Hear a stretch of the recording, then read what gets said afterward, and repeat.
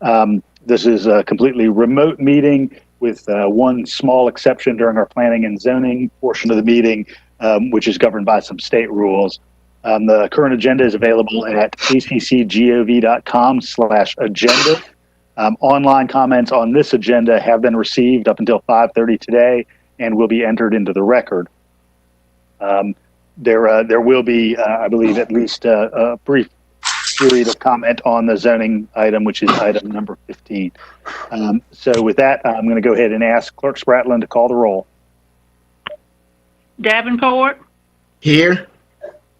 Parker. Parker. You may need to unmute yourselves. Here. Link. Here. Wright. Present. Denson. Here. NeSmith. Present. Edwards. Here. Harrod.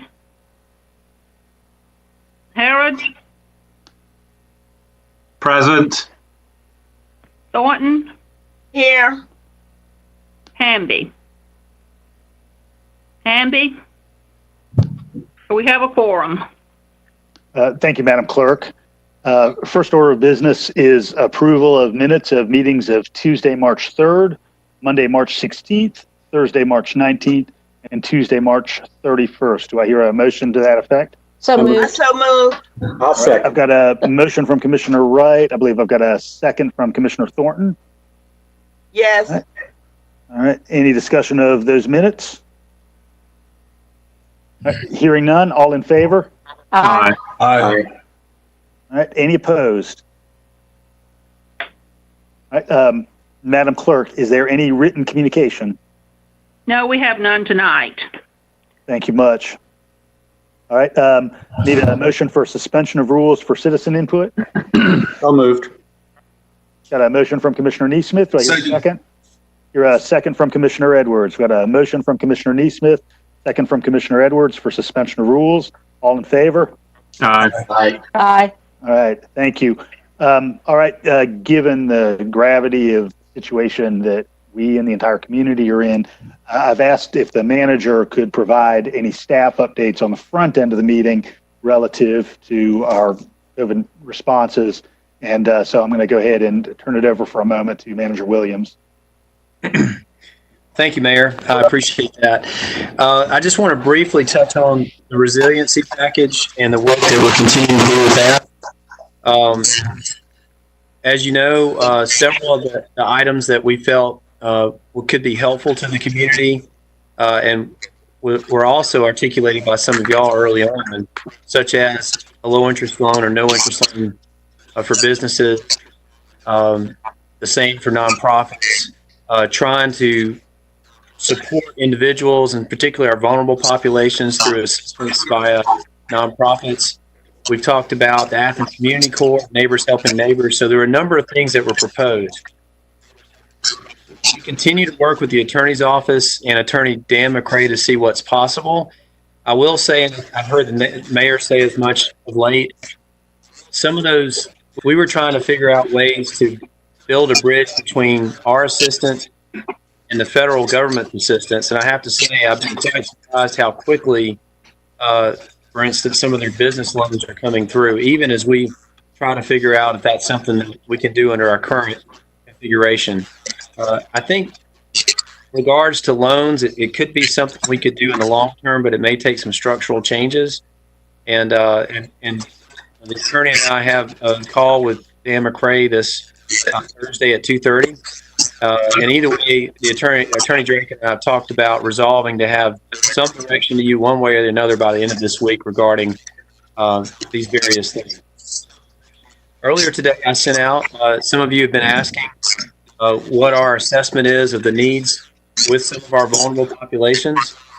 And what I want to tell y'all is that I want to give you some updates tomorrow on our Neighbors Helping Neighbors and our Community Corps program. I know staff is working on 2 short-term pilot projects to go ahead and get the infrastructure in place for the community corps. One with the community corps would be, doing some land husbandry, some cleanups, getting people involved with that, as well as going ahead and getting some community gardens started because that's the time of year right now. So the Victory Corps and working closely with the Athens Land Trust, which has the infrastructure and has done some of this before. And the Neighbors Helping Neighbors, just so you all know, we had 2 great calls with community members last week. A lot of great ideas out there with the Neighbors Helping Neighbors program. There's some great infrastructure in place, such as the school district and their community outreach, Lawrence Harris and Fenwick Royard, and the LSGTs, the local school governance teams. These are all things that we don't need to try and replicate, but rather build on. Similarly, the Athens-Clarke County Police Department has neighborhood outreach as well. And so they, and along with some other citizens and neighborhood organizations, were on the call. And certainly we didn't have everybody on the call we needed, and we will continue to spread that out. But I do have something I can share with you tomorrow in the form of our inclusion officer, Crystal Cobran, has been working on how to partner and leverage some of the existing people in our community to help each other. And so I do have more information coming for you on that. With respect to vulnerable populations, we have staff that are working very closely, again, with the school district on their resource distribution, their food distribution, and other goods that are needed in the community, as well as the area council on aging. And we are learning their needs and how we might be better to assist. There are some, I think, with those partners, we have a pre-existing relationship. So I have more hope about a more immediate relief with them. And then I shared with you earlier today an assessment that was done of our homeless providers here in Athens-Clarke County, and just for the public's benefit to get to what the needs currently are. Primarily our financial assistance for hotel vouchers, staffing assistance,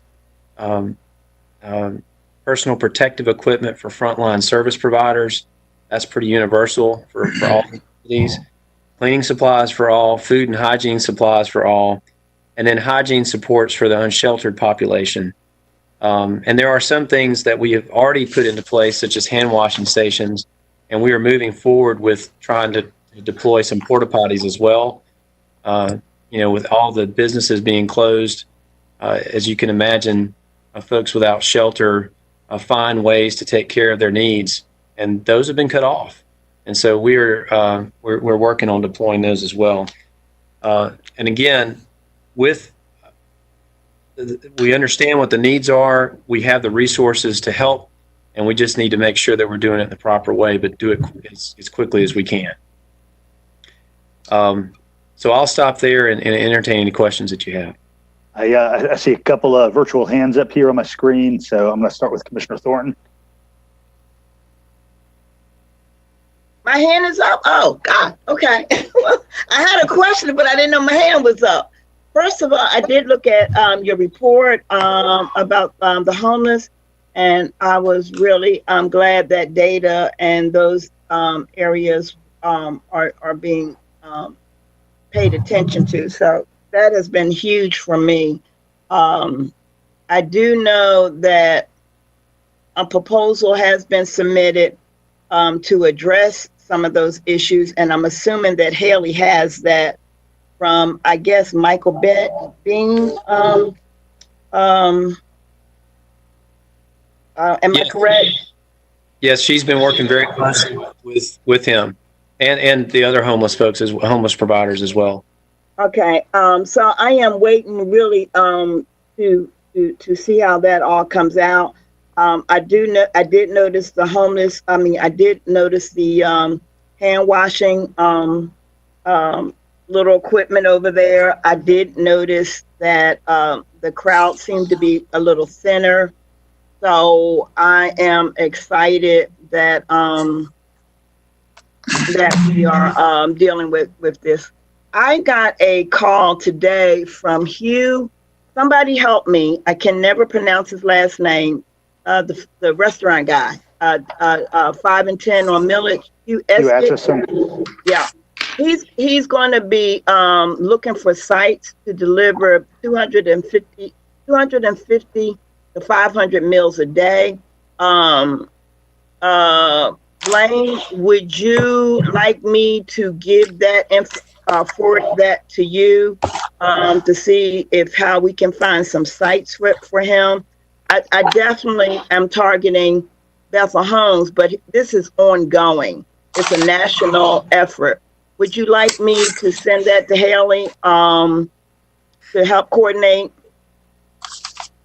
Thank you, Commissioner Thornton. And I will say that we have our staff, Stephen Bailey's been working very closely with Lawrence Harris at the school district. And I think they've already contacted Mr. Atchison about this opportunity. Not to say that we can't understand different needs out there, Commissioner Thornton. So I'm glad to take your suggestion. But we are aware of that very generous offer, and there are folks working on it right now as we speak.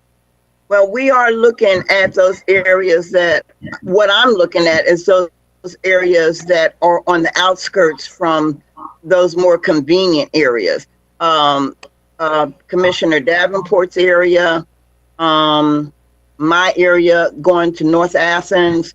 So most of my clientele, most of my constituents need to make sure we have special attention on that. So I will work directly with him, but I do not want to, override what you guys are doing. But I don't mind doing it. I just don't want to duplicate or conflict with you. And I do believe there's never enough help, but sometimes there's too many cooks in the kitchen too. So I totally get it, but I don't want to do this, take on this without being in sync with what you guys are doing. Yes, ma'am. Well, I'll give you all an update on where we are with that and the whole resource distribution, along with the Neighbors Helping Neighbors and Community Corps tomorrow. The legal may have to wait until Thursday afternoon to resolve with our conversation with Dan McRae on the other stuff. City Manager Williams, I keep hearing about the neighbor, and I think those are excellent. Where and how, or should we wait to hear how we are utilizing our community leaders? I'm real concerned that we do not, create another bureaucracy. How do you see them fitting in these new roles that you have created? Well, so the Neighbors Helping Neighbors, the neighborhood leaders, and when we refer to that, we're referring to the group that you approved a contract with, to one person in each of the 16 school empowerment zones to build relationships, communicate, listen, a little bit of case management, definitely a lot of referral for folks that are out there. So sort of the eyes and ears and communicators for us. When we talk about the Neighbors Helping Neighbors, and again, I can give you and the public more detail tomorrow for sure. But what we've been talking about, the concept is that sort of along the lines with the Community Corps, that there would be some part-time paid neighborhood organizers, and it wouldn't just be the 16, because as we all know, the local school governance empowerment zones sometimes encapsulate one or two or more neighborhoods. And so if we want to harness the power of our citizens to help each other, there's 130,000 people in normal times in Athens-Clarke County, and that would be hard for 16 people, i.e. the neighborhood leaders, to wrangle. And so if there were some part-time paid folks that help to organize some of the time and talent in the various neighborhoods across Athens-Clarke County for various projects that may come into close proximity with the Community Corps. It could be connecting neighbors, with other ones that need help and assistance. So we don't see a duplication, Commissioner. We see this as augmentation and really trying to leverage, I think the higher than normal citizen interest that we have in this community.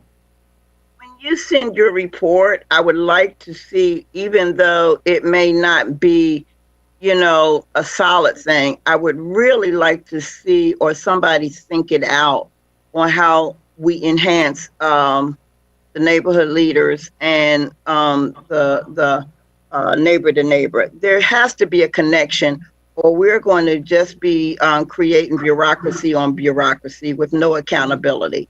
So there's got to be a connection somewhere if local tax dollars are being spent like that. So that's me. I'm not criticizing. I think it's a good idea, but I do need to hear more how they connect than two separate entities working apart. I understand. Thank you, Commissioner. I see Commissioner Hamby's hand.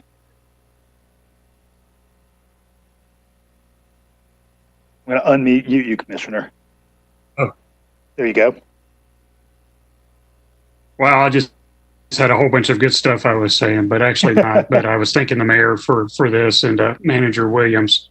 But I did want to address something that I've gotten a few emails on as of here late, and hopefully I don't know what we're doing about it, but if Manager Williams can shed some light on it. The report on WSB TV about the 10 nursing home residents that have died. Is there any truth to that report that's out there? And Commissioner Hamby, I just saw. I've just learned with that within the hour. I can't hear you, Blaine. I'm sorry. Yes, sure. I just learned about that within the hour, so I'm afraid I don't. I guess so.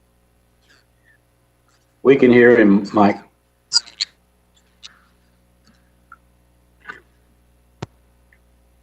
Okay. And I guess I've got one more question. If I heard you just say you just heard about it within the last hour, and I guess I'm wondering, are we taking some extra steps with the nursing homes here in Athens to help with situations like this that are coming up? I'm sorry. I hope you heard that. We I did. There's just a little bit of a delay, I think. I would say that this cause for concern. There's no doubt, and I share your concern. Up to this point, given what long-term care facilities do, and the physical and the health care of human beings, it's not typically, we don't really have anybody trained on staff. We have been working with the Department of Health and offering any help we can, so we have been depending on them to ensure that, best practices are followed, and as it relates to taking care of elderly. Certainly we can be more proactive at asking directly of healthcare, long-term healthcare, if there's anything that we can do to help. Guys, let me suggest I think that the microphone. Hang on, Judd. We're getting feedback. We're getting feedback from people's open mics.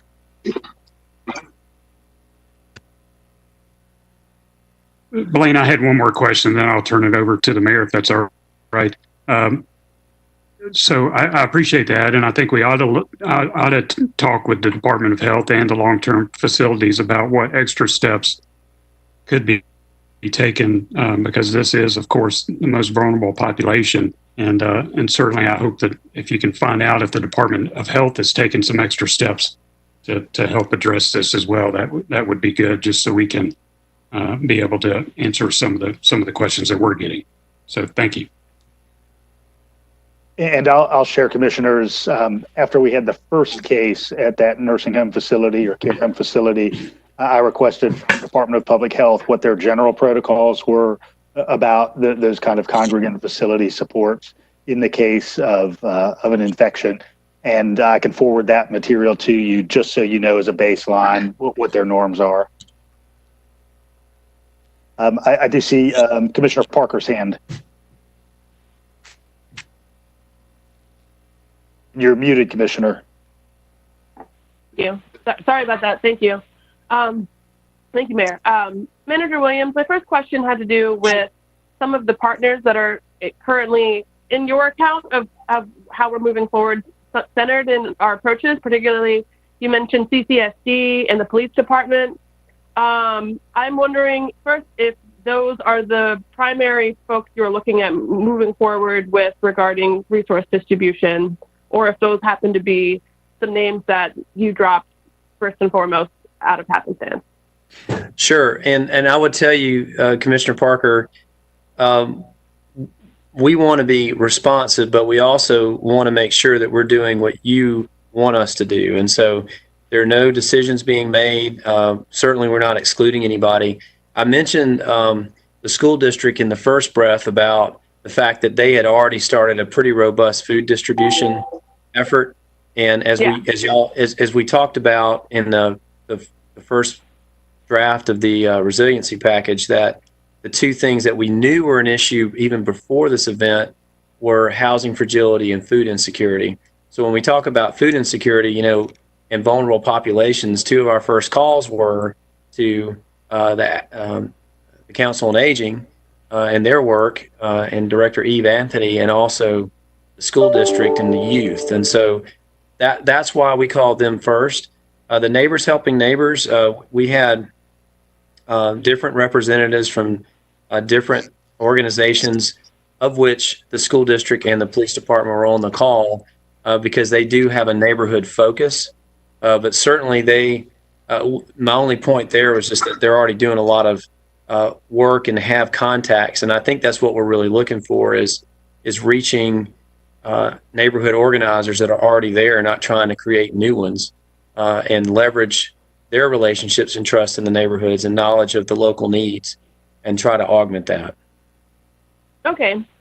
Yeah, I definitely think that focusing, on youth that are impacted and the ability of the CCSD to do so, they make sense as a ready partner for that kind of work. I do note that there are some conflicting discourses around the police department, however, that maybe question whether or not they would be best suited to be centered within our approach moving forward. We hear a lot of times that they're understaffed, they're only at 70% of their force, that, given the protocols that they're currently operating under, how that might limit their contact with the public. And so putting on them the increased weight of also being involved in resource distribution, I am a little concerned about.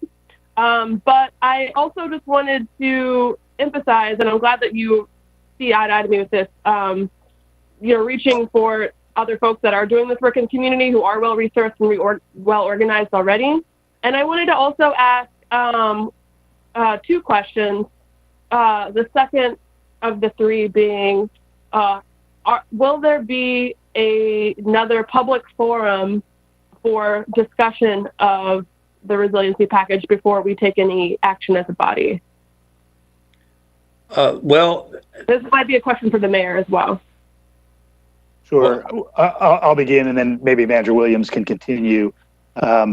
Manager Williams and I had a conversation today about kind of the first phase of the resiliency package, and I think it's important for the public to know that this will be something that'll have to be rolled out in phases, given what we know about these immediate critical needs, some of the broader economic resiliency needs that are probably going to follow within the next 2 or 3 or 4 months, and then things that we may still be having to shore up 6 months from now. So what I would like to do is call the commission into a special called session simply to be able to kind of have that input on the first wave of that funding. And I would just Do you add know to when that. the special call session would be? I would hope within the next week, potentially as soon as Thursday. Okay, that's great. Sorry to interrupt you, Manager Williams. Did you have something you wanted to add? No, not at all, and I apologize as well. Yeah, no, I would just add, talking to Mayor Girtz, so I would hope that, with the homeless needs that we've identified and vetted and we have the resources for, that would be one of the first things that you could act on in the short term, so we could go ahead and get those resources out there.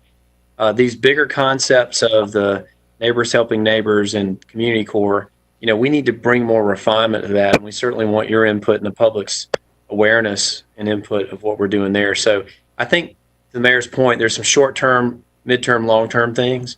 We'll bring them all through together, but some things we'll let loose hopefully sooner rather than later. Okay, thank you. My last question within the same strain is for folks that may be watching or, watching after the fact and who want to be a part of these conversations, these calls you're having with community organizations to help inform our approach moving forward, what's the best way for them to get involved in that? I think just to let us know, let me know if they are interested in any of these programs, because and I want folks to understand this, because it was only a little less than 2 weeks ago that we unveiled a resiliency package, and we've been talking through it, and a lot of folks feel like they're not being included or not on the ground floor, and I'm telling you all right now, this is the ground floor. We are just pulling folks together. We're trying to get some good ideas. We need to do something that A, is meaningful to our community, and B, is hopefully sustainable. So we certainly want more input, and we need to learn from folks, and we need to share with folks what we know. And so, Commissioner Davenport, I'd urge them, whether it's calling the manager's office, which we have somebody answering the phone, or the hotline, we will try to build an inventory of human assets, if you will, across the community. Okay, thank you. And the last thing I wanted to say was about policies that we can implement in the short term. I've, asked a lot of questions via email to my fellow commissioners and the mayor about releasing people from the jail, and I'd like to see us take some more action on that, as I've not really gotten a conclusive answer on what we can do in that regard, as well as thinking about what we can do to help our undocumented and underdocumented community. I think we all got, about 20 emails today regarding what we can do with ceasing deportations and releasing detainees, ensuring access to medical care and the ability to secure basic needs for everyone, including people with varied immigration statuses, without fearing being stopped by immigration agents. And it's seeing that we give legal and medical protection to all workers who are required to work regardless of immigration status. And so I hope that we can work together, this is to my colleagues on the commission as well as the mayor, to not only craft programs, but craft policies that are going to be up to the moment we're facing. But that's it. Thank you. Just a couple of short-term notes, Commissioner Parker. One of those community components that clearly need some support is the underdocumented community, given that many of those federal programs are only available to people who have a formal recent workforce experience. So had a conversation with the manager today about making sure that some of the food security work that we do entails some specific outreach to the immigrant community. And I'm going to be on a web call with members of the Spanish-speaking immigrant community on Friday. So I'll be following up on that. Regarding kind of jail population, if you've been looking at the jail count, it's fallen to somewhere around, I guess last time I looked at it yesterday, about noon, about 240. So, more than 100 people, fewer than 2 weeks ago. Primarily because people are in the jail due to judicial order, it's in the judge's purview whether they remain in jail or whether they're released. What I will say is I've let the judiciary know that if for them the difference between release or non-release is that there is some case management or some outside support, I've indicated that I would want us to provide all of that support, whether that's through one of our existing offices like misdemeanor probation or somewhere else. Okay, thank you. And Mayor, if I might, along those lines, and back to Commissioner Thornton's original question, I wanted to clarify too that this week, with the offer that Hugh Atchison at 5 and 10 has made, the Council on Aging is getting half of the 500 meals to distribute to their elderly shut-ins, and the other half is going to Pinewood and Pinewood South apartments, and those will be distributed by Los Promotores and Sister Marguerite. Next week, that could change depending on how the partnership ramps up with CCSD and the Area Council on Aging, but I'll certainly keep you informed, and I'll add all that into what I'll send out tomorrow. Thank you. I see Commissioner Link's hand. Yeah. I'm glad y'all brought up the undocumented population, because that was at the top of my list. These are folks who aren't going to be able to file for unemployment or qualify for some of this federal relief. And also they might have mobility issues, not having driver's licenses to get to some of these food and resource distribution sites. So I'm glad to know we're on that. And these populations do tend to be kind of spread out in the outskirts. I know I have some in my district in the Jefferson River Road area, Denson Drive area. So I'm hoping that we are directly reaching out to those communities and bringing resources to them. I also wanted to bring up in the resiliency package and the discussion we had with that and also with our budget discussion last week, we talked about suspension of fees and liquor license fees. And I want to make sure that we keep up that conversation. A lot of our small businesses, bars and restaurants in particular, they have this money squirreled away to pay their $6,000 liquor license fee come November. And they could be drawing on that money now to meet these expenses since they're not bringing in money. And when hopefully this is all over and we do open up again, it'll be the dead of summer, which is the slow season anyway. They're not going to have much money coming in. So I hope that we can make that promise sooner rather than later, that we can suspend or reduce or come up with a tiered system for some of these fees. I felt for a long time that liquor license fee was unfair to smaller businesses. It's the same across the board, regardless of your capacity.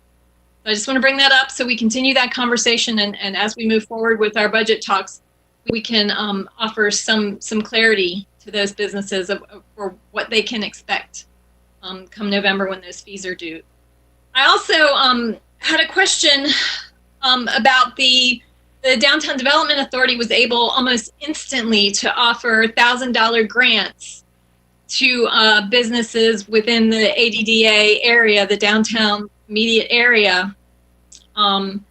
Yet we as a local government are unable to do that. The gratuities clause in the Georgia State Constitution will not allow us to use public funds to offer grants to these businesses and individuals who have desperate immediate needs.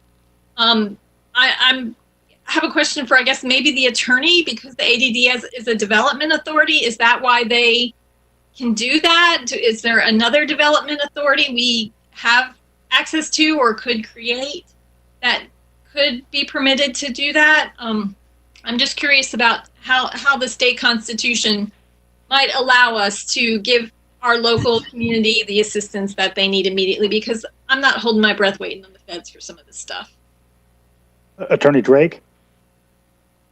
Commissioner Link, you're correct. It is because they are an authority, and that is the structural changes that the county manager was indicating that we're working with Dan McCray on the possibility of creating a joint development authority, perhaps that could do some of those things. And so we hope we get some more clarity from Dan McCray on Thursday during our conference call related to that. But you're exactly right. It's because, and that's why we're looking and working with Dan McCray so we can try and get that flexibility, be able to do some of those things. One thing about the Downtown Development Authority is its jurisdiction is limited, as you're aware, to the downtown area as defined in its enabling legislation. So that is something we're working on, and we can and hope to have some good guidance to give relative to that.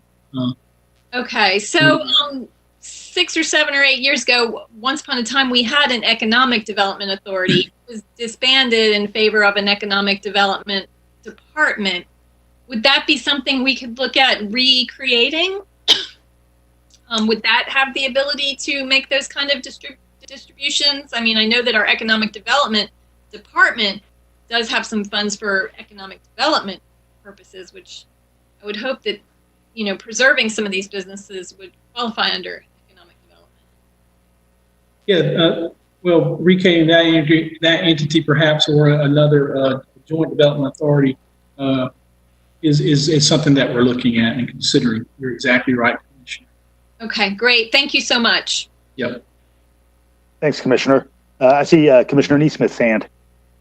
Yes, thank you. I have a question that's, by the way, I completely support Commissioner Link's view on the liquor license situation, including tiering and addressing the fact that they're having to use their squirreled away funds now that they would normally have been saving for liquor licenses. We need to address that.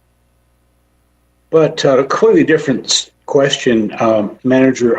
We've talked about this, but I'd like for you to share your opinion or your perspective on downtown police protection. We've had a number of smash and grabs 2 nights in a row at one location. Have we reduced our presence in downtown, and can we increase it? Mr. Manager? Sorry, I was on. Yeah. Thank you all. You think I'd get that by now. Thank you, Commissioner. I appreciate that. And you echo other people's questions as well. And I would say we did have a presence downtown during the day. It was previously 8 a.m. to 4 a.m. coverage. And there was a gap there between 4 and 7 a.m. It was previously supplemented by patrol presence in the area. Now, in the wake of this, and I do want to say too, and Commissioner Davenport's familiar with this because he's been working this, that we did have 9 commercial burglaries on the east side since March 20th. So the chief's done several things. One is that there is a tactical anti-crime unit. They are aware of the 2 downtown burglaries, and they're focusing both on the east side and downtown. There are 10 officers now assigned to the downtown unit. And that downtown coverage has been adjusted to ensure a 24/7 with no gap. I also want to point out that we do have the camera system, which is monitored by some staff at the integration center that we have, at least, and we can tell if something's happened. We also, according with our drone policy, do have drone flyovers from time to time. So the chief did want me to share they've got good leads on the 2 burglaries, and they don't believe that this is a sign of a larger pattern or trend, but hopefully they'll have some more details on for us there. Well, part of the problem is the perception is that that the bad guys are taking advantage of the abandoned downtown now, and that we have not compensated for that. So, well, I'll tell you, the chief shared with me that he felt like that these may have been committed by homeless folks, and a lot of crime, as I've come to understand over time, are crimes of opportunity. To your point, Commissioner, if it appears that nobody's around, then maybe that person didn't wake up that day thinking they were going to do that. They just take advantage of the situation. But I understand what you're saying, and they have closed the gap now downtown. Okay. Well, I'm no police officer. I played one on TV, but it seems like the visible presence is the deterrent that we need. So I encourage you and the chief to figure out how to do that. Thank you. All right. Thank you, everyone. I appreciate your questions for the manager. We're going to go ahead and move forward now to the consent agenda. Those are items number 1 through 5. I see Commissioner Denson. Sorry, Mayor. I thought I raised my hand on the thing, but I'm not sure if this is working. No, I apologize. I think I may not have had everybody visible at once. Okay. I just had a couple comments on the resiliency package situation. A bunch of it's been covered already, but I'd like to know where we're at possibly being able to work with a nonprofit for rent utility assistance for many workers that are out of work, especially since, from what I'm hearing, the unemployment is being slow going, rolling out. And I know that at the work session, we talked about that if we had a specific program for indigent individuals through a nonprofit, we felt like we could fund that specific program, much like we do through our independent agencies every year anyways. So my first question is just, where are we exploring that and putting something like that in place? Because I agree that we need to focus on the homeless population like we're already doing here. But if we don't do something about this, helping people pay for their rent and utilities, we might just be increasing the number of people who are homeless here in our community. So do we have any movement on that? Well, I can speak to that, Mr. Mayor. Go ahead, Attorney Drake. That we are, I can assure you, Commissioner, we are looking at that very carefully. We understand that is something that you and other members of the commission have raised as a concern, and we hope to be able to give you appropriate legal guidance on that by the end of the week. We please know that is something being considered. Okay. Thank you, Attorney Drake. I do appreciate that. Yep. And and this question might be best answered by you also, or the manager, whoever. So, working with this some kind of authority and talking about that and be able to do the small business loans. I know in Atlanta they've already done this through Invest Atlanta, which is also an authority. Is that authority organized differently than one of the authorities that we have access to? Because somehow they were able to fast track that and already have that and done, and I think have over 500 loan applications already being processed through that. I'm not familiar with that authority and how it's organized, but I do think it's a similar concept to what we're considering, and we hope to, finalize something on Thursday. And I can tell you, I think they already had that in place. Perhaps I have been to their website and looked at that, but we're moving as fast as we can, and it's going to take some, like the manager said, some structural changes. I think we're going to have to possibly look at forming an authority for that purpose. And Dan McCray, more importantly, thinks that, who's an expert in it. So I'm telling you, all resources are being dedicated to everything we can within our legal purview to assist. And Commissioner Denson, I'll tell you that when we first contacted Dan McCray, we did notify him of Invest Atlanta as a model. And so he was taking that into consideration in his analysis. Okay. Thank you. I appreciate that. And going back to some of the other comments that were there, and I know this was presented as part of the resiliency package about getting like these pod locations that we could be doing distributions through. And this is just me doing some organizing work and trying to connect people in my constituents and across the rest of Athens to where we have these food drop-offs and these resource drop-offs. They are scattered. They are not organized. And I really hope that we could somehow bring together to make official locations. I think the schools are probably the best built locations since they already spread out through our community. But if we could have it organized where we have all these different organizations, all of these different entities handing out stuff at the same places so that everybody knows, like, they don't have to try to pull up 20 different websites trying to figure out where the food drop-off is happening that afternoon. And they know it's happening at the school and it's happening every single day. It might be a different organization doing it every day, but they know where it's happening. They know where the supplies and food is.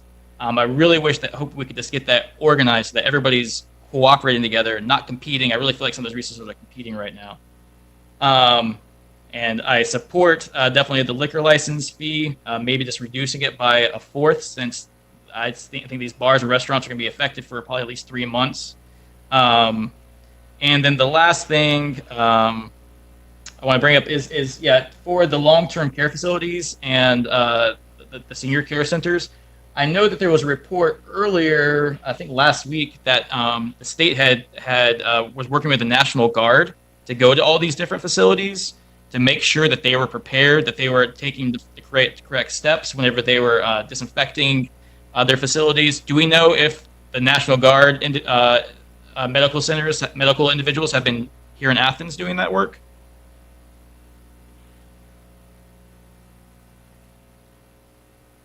I'm not aware, but Manager Williams may be. I can't confirm that. I did hear that they were coming to town or did come to town, but I have not personally witnessed that or heard that from the Department of Public Health. Okay, thank you. And that's all I had. All right, thanks, Commissioner. I saw Commissioner Edwards' hand. Thanks, Mr. Mayor. I wanted to answer, since we did get such a large volume of these emails concerning issues with the undocumented, there were many calls to terminate House Bill 87. I just want to point out that's been struck down in the courts. Calls to terminate 287G, the immigration enforcement program. That is not currently happening in Athens. To my knowledge, Sheriff Edwards is not cooperating with Immigration and Customs Enforcement on these detainers where undocumented residents are held for ICE to come pick them up and deport them. So I just wanted to make that clear, since we did get almost a dozen emails quoting verbatim those two programs. I wanted to just express my frustration with these 10 deaths at Pruitt Grandview, which is in our county. Why does it take a whistleblower contacting WSB news for us to find out what's happening at this nursing home. 10 deaths, that's more than double what's been reported already. Why is this information being kept from us? Why are we not learning about this? This is just bizarre to me. It has to come from a whistleblower calling a reporter on WSB for us to even hear about this. So I just wanted to express my extreme frustration with the authorities tracking the coronavirus, the state authorities that are tracking the coronavirus in our community. I'm at a loss for why there is no communication and why we have to turn on the nightly news and count on a whistleblower to find out how many of our elderly constituents have died because of the coronavirus. Thank you. Thank you, Commissioner. Kelly, I think my hand has been up, but I think you're missing me. I apologize, Commissioner Thornton. Go right ahead. I was making notes here so I wouldn't take up a bunch of time. I totally would like to put the assistance for undocumented immigrants as a top priority. I also read a lot of the emails. I want to keep bringing back the homeless situation because I appreciate County Manager Williams sending that information, but I want to keep people remembering not only has Bigger Visions closed for overnight stay, the Athens, homeless shelter on Barber Street has closed. So those are crucial points that we can't overlook in our planning. The other thing I wanted to follow up with is Commissioner Edwards' point about the deaths. I don't know what our communication has been with the Department of Health, but we need to look at some kind of regular weekly update of people who have the coronavirus in our community, people who have died. But I am really concerned and I know this is going to sound racist, but I am really concerned also about the race and gender of people who are dying. I just feel as though this coronavirus is it's going to pass. But I do believe that the poor and the African American community and the Hispanic community are going to be hit more devastatingly. So I don't know who we talk to get regular updates on this, but we need to have a procedure in place that every week we're getting something, not just about people who are infected, but also by race, gender, and age. I will add to, and I have been in contact with one of our state representatives. We only have 7 people at the Department of Labor that is taking care of unemployment claims. 7 in that big, huge building. We only have 7 people that are managing unemployment claims, and that is from around the county. And we're talking about 30,000 applications. I know that is a state issue.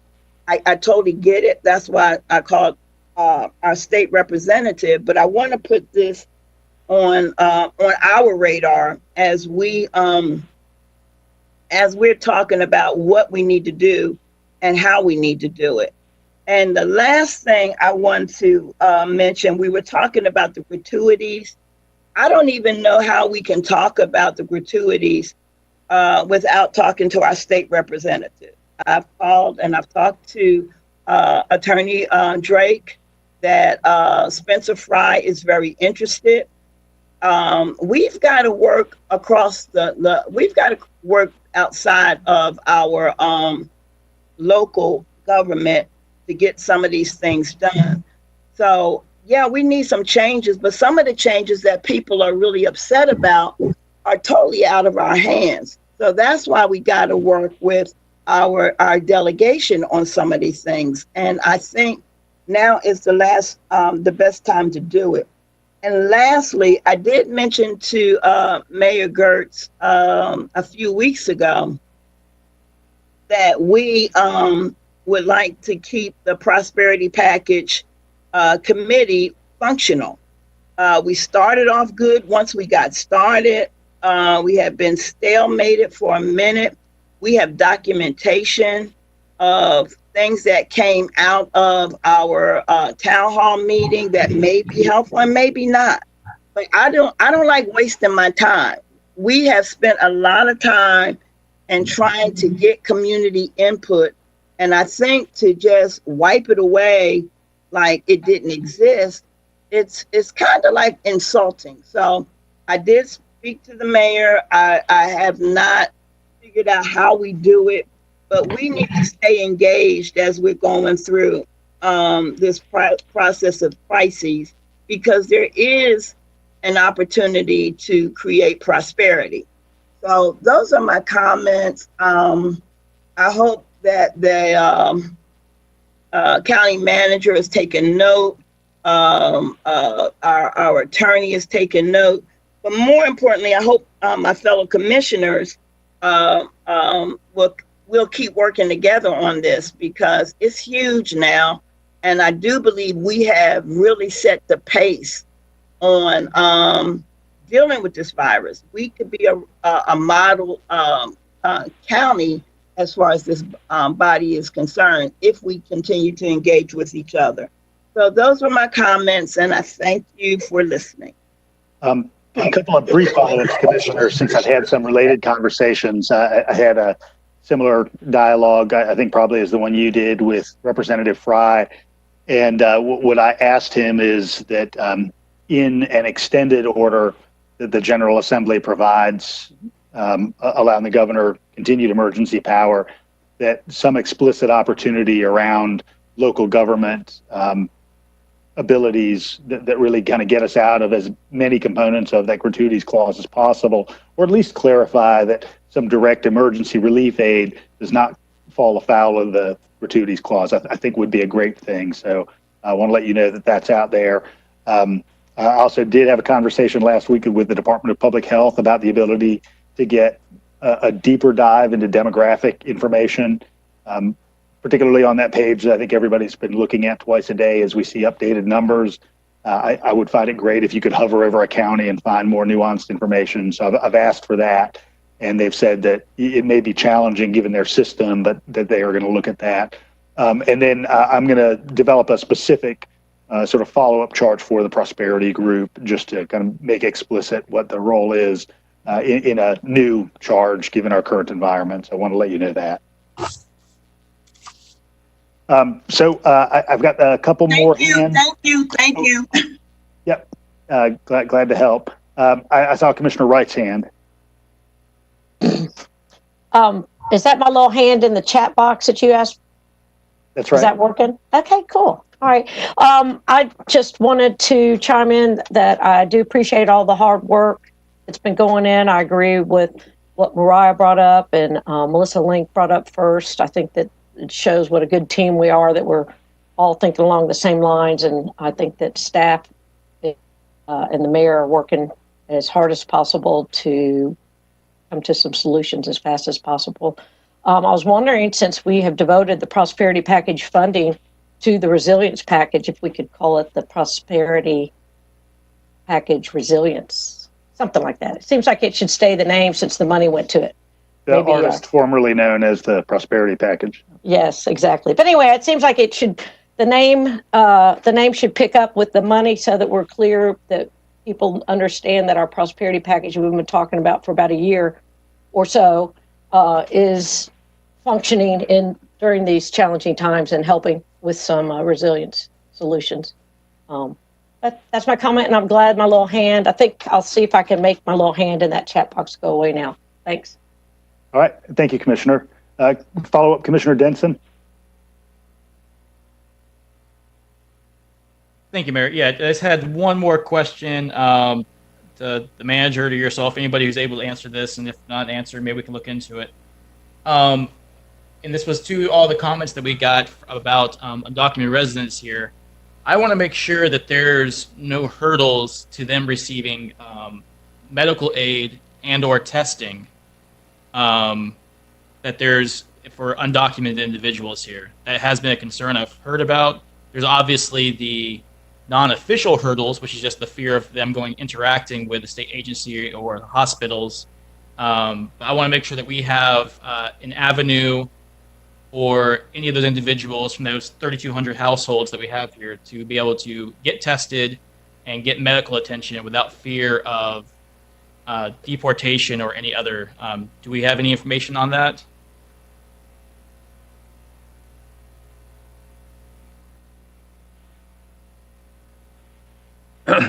Commissioner Denson, I can ask. That what I do know about it is if they are referred by a physician, they do go through the central screening that Department of Public Health provides, that it is free for citizens in the region to do that.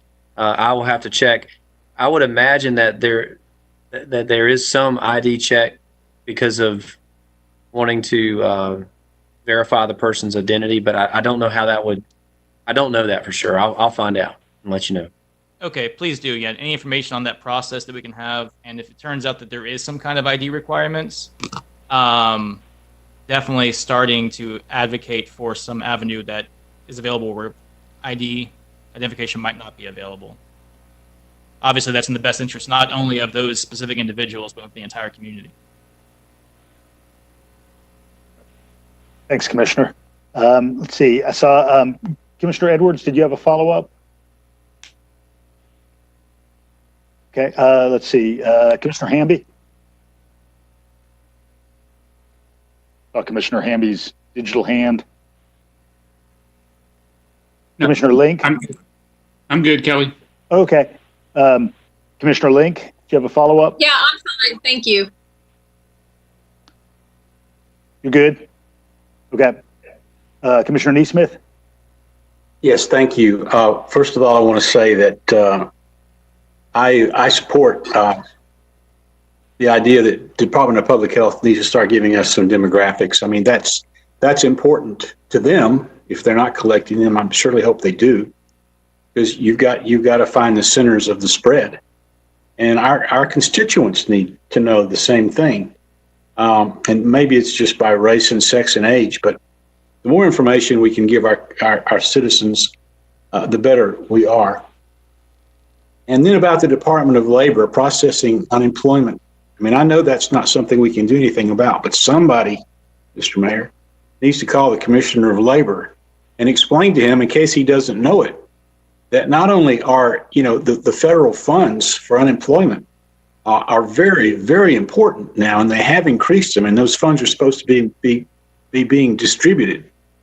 And our business owners who've had to furlough employees are counting on that money for their employees. That's one of the reasons some of them have chosen to furlough, besides the fact that it was too expensive to keep them, was that they would get those unemployment benefits and be a little better than they would be without them. So we've got to get the staffing up, help encourage them to get the staffing up to help our citizens.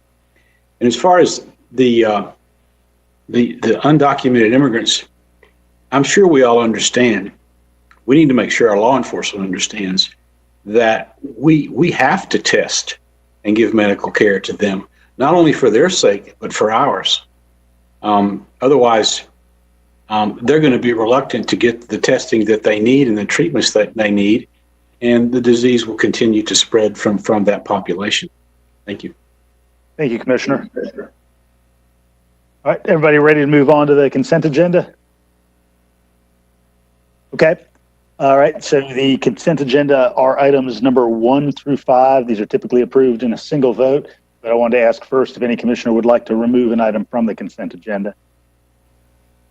I would love to be able to talk about flowers on the roadways, but it looks good and we've got better things to do. But I'll just go ahead and move for approval of the consent agenda.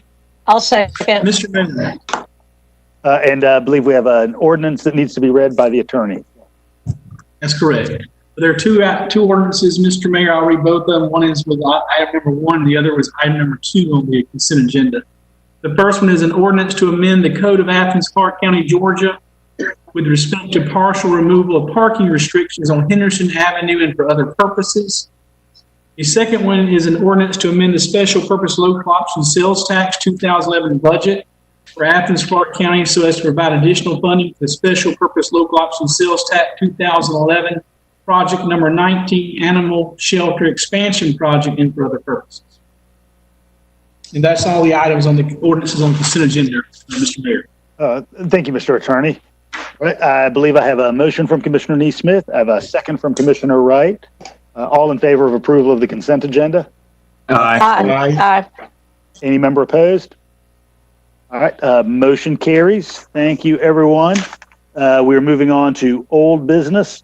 First item on old business is item number 7, revision to the code of Athens-Clarke County concerning lost or stolen property, abandoned property retention period, and then the sale or disposal by ACC Central Services Department. So I'd open it up. I see Commissioner Link. Yeah, I just had some concerns about this. This item is reducing the amount of time that the Athens-Clarke County Police Department holds on to lost and stolen property from 180 days to 90 days. And I understand that, you know, things get a little crowded in the warehouse and we really need to move this stuff along. But as best I can tell, the process by which that process is advertised is just through newspaper posting and posting in the courthouse. I'm wondering if we could add a clause also on the website and via ACCPD social media. You know, unfortunately, people don't really read newspapers that much anymore. And I just feel people would have a lot better chance of retrieving their stuff. You know, if we are going to reduce this length of time that this stuff is actually available to be retrieved, we should increase the means by which it is put out to the public that stuff is available. So does anybody else have any input on that? Manager Williams, could you just kind of respond to the opportunity that we may have to use the web and those police department alerts? Certainly. Yes, I don't see any issues with that. I don't know about the police alerts as it comes to a lot of different property. You know, for instance, let's just talk about bicycles. And there's a number of found or stolen bicycles that we have, and every activity, every opportunity we can to get that. But like, for instance, we donated a lot of those bikes, and I say a lot, a group of those bikes recently to, you know, a local organization that helps to refurbish them and put them back out in the community. So I think if we got down to every single piece of property with alerts, that might be a bit cumbersome, but we certainly can do our best. And I will say, I think the police department does its best to try to find the owners. And if this helps y'all at all, I just want to say that so state law is actually 90 days. We doubled that time frame when this was all set up, and it's really, as Commissioner Link alluded to, it creates a bit of a backlog. I'm told we rarely have somebody that comes in between 90 and 180 days. Usually folks that are looking for their things and we can connect with come get it pretty quickly. But you know, we can try to accommodate advertising or letting folks know what's for sale as much as possible, but we can post that online. Yeah, I mean, I don't think it's necessary to send out some kind of alert for every item, but, you know, even once or twice a month, a social media posting saying ACCPD has a warehouse of lost and stolen items. If you have something that's been stolen, you can retrieve it. Just kind of reminding the public that this stuff is out there. I mean, I know plenty of people who've been burglarized over the years who haven't bothered to follow up. They just figure it's a loss. So yeah, if there's just a greater effort using social media and the ACCPD website, if there were just a page on the website, just a reminder, that this stuff is out there and offering some guidance on how to look into possibly retrieving something. That's a good idea. Thank you. I am going to, I'm going to second that recommendation from Commissioner Link. I do know, like the Masonic Lodge, if they knew about this, this would be a huge benefit for them. This is what they have dedicated their time to during the holidays for kids. But I do think, I know we like to think that everybody looks at ACCG's website. That is just not the case. And the folk that really, really, really are following Facebook and social media are not getting all the information, good and bad, that we offer. So we do need to find another way. And when you're talking about the neighbors, that's another resource that we can get word out for people who are not social media savvy. I just think we should find ways to better get our word out, not just about this property, but everything that we do. So I'm going to piggyback and agree with Commissioner Link that we just look at other ways that we can make sure we get the word out, if that's okay with you, County Manager Williams. Yes, ma'am. Mr. Mayor, I'd like to make a motion. Yeah. Mr. Mayor, we need to read the ordinance. Yeah, Attorney Drake, if you could, I've got some commissioner inputs, but you can go ahead and read the ordinance now. Okay. An ordinance to amend the Code of Athens-Clarke County, Georgia with respect to abandoned property and for other purposes. Thank you. Thank you. I want to go ahead and recognize Commissioner NeSmith. Did you have anything else other than the motion? No, but I think it'll add some structure to what we're talking about. All right. I appreciate that. Commissioner Denson? Thank you, Mayor. I just had a question that does civil forfeitures fall underneath these categories at all?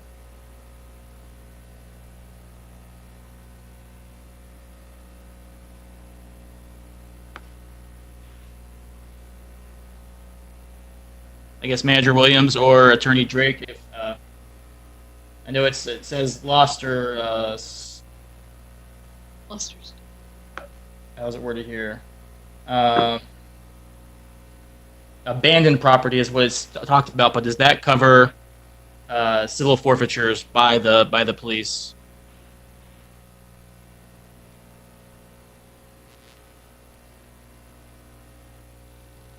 Tim, I think that's a different process, but I don't know for sure.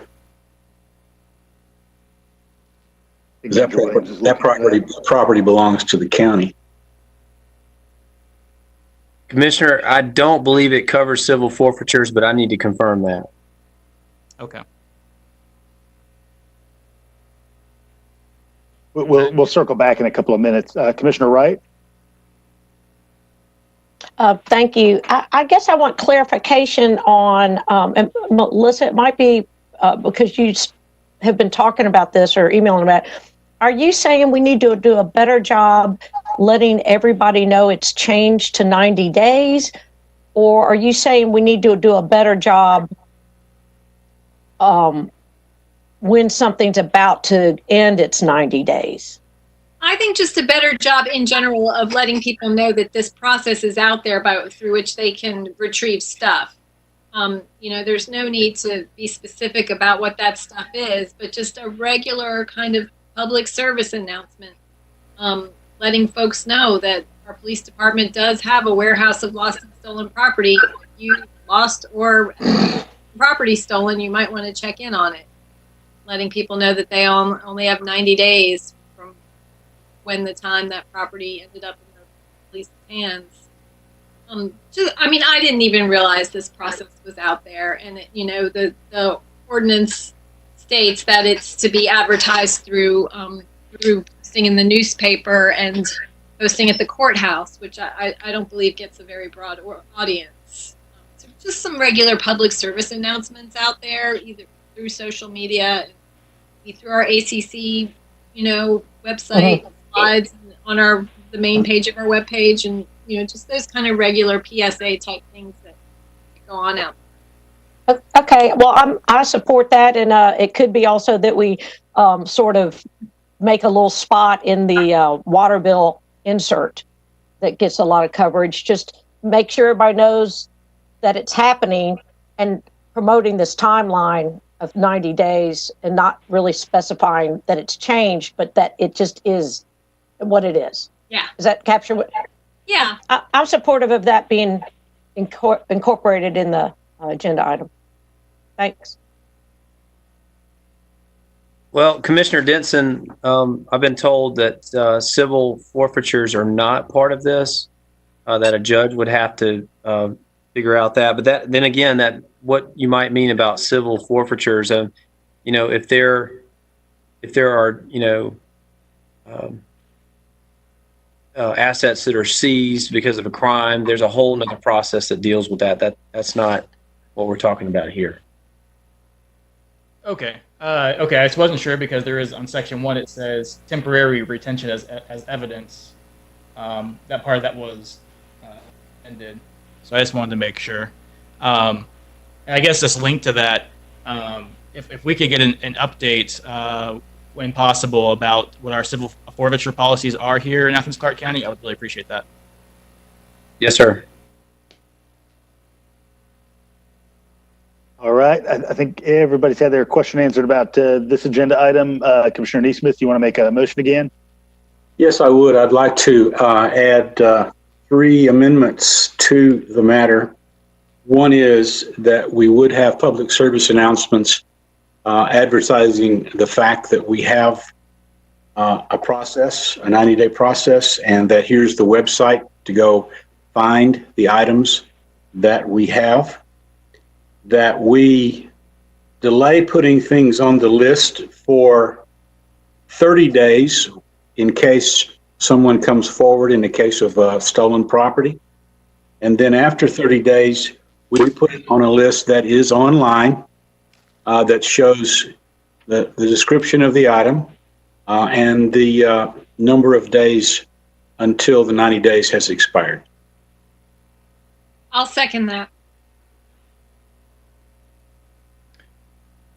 Manager Williams, any questions about that, just for clarity's sake?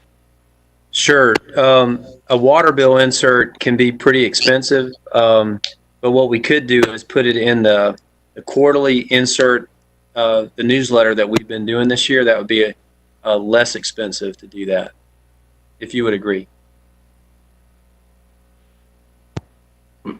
I'm not sure what kind of circulation that update gets. Blaine, do you know? The quarterly update? Well, it goes out to all of our water bill. It just Okay. it would be less Okay. frequent Fine. than what you were suggesting. It's same coverage. That's fine. Yeah, this is just a PSA to let them know this is where they can go find stuff. It's not a list of them. It's just you go where you can see the list. Yes, sir. Saw a question from Commissioner Parker also. Hold on, I've got to unmute you. What? Go ahead, Commissioner Parker. Thank you, Mayor. I just wanted to ask Commissioner NeSmith for clarification behind the reasoning for the 30 days notice part of the amendment he made.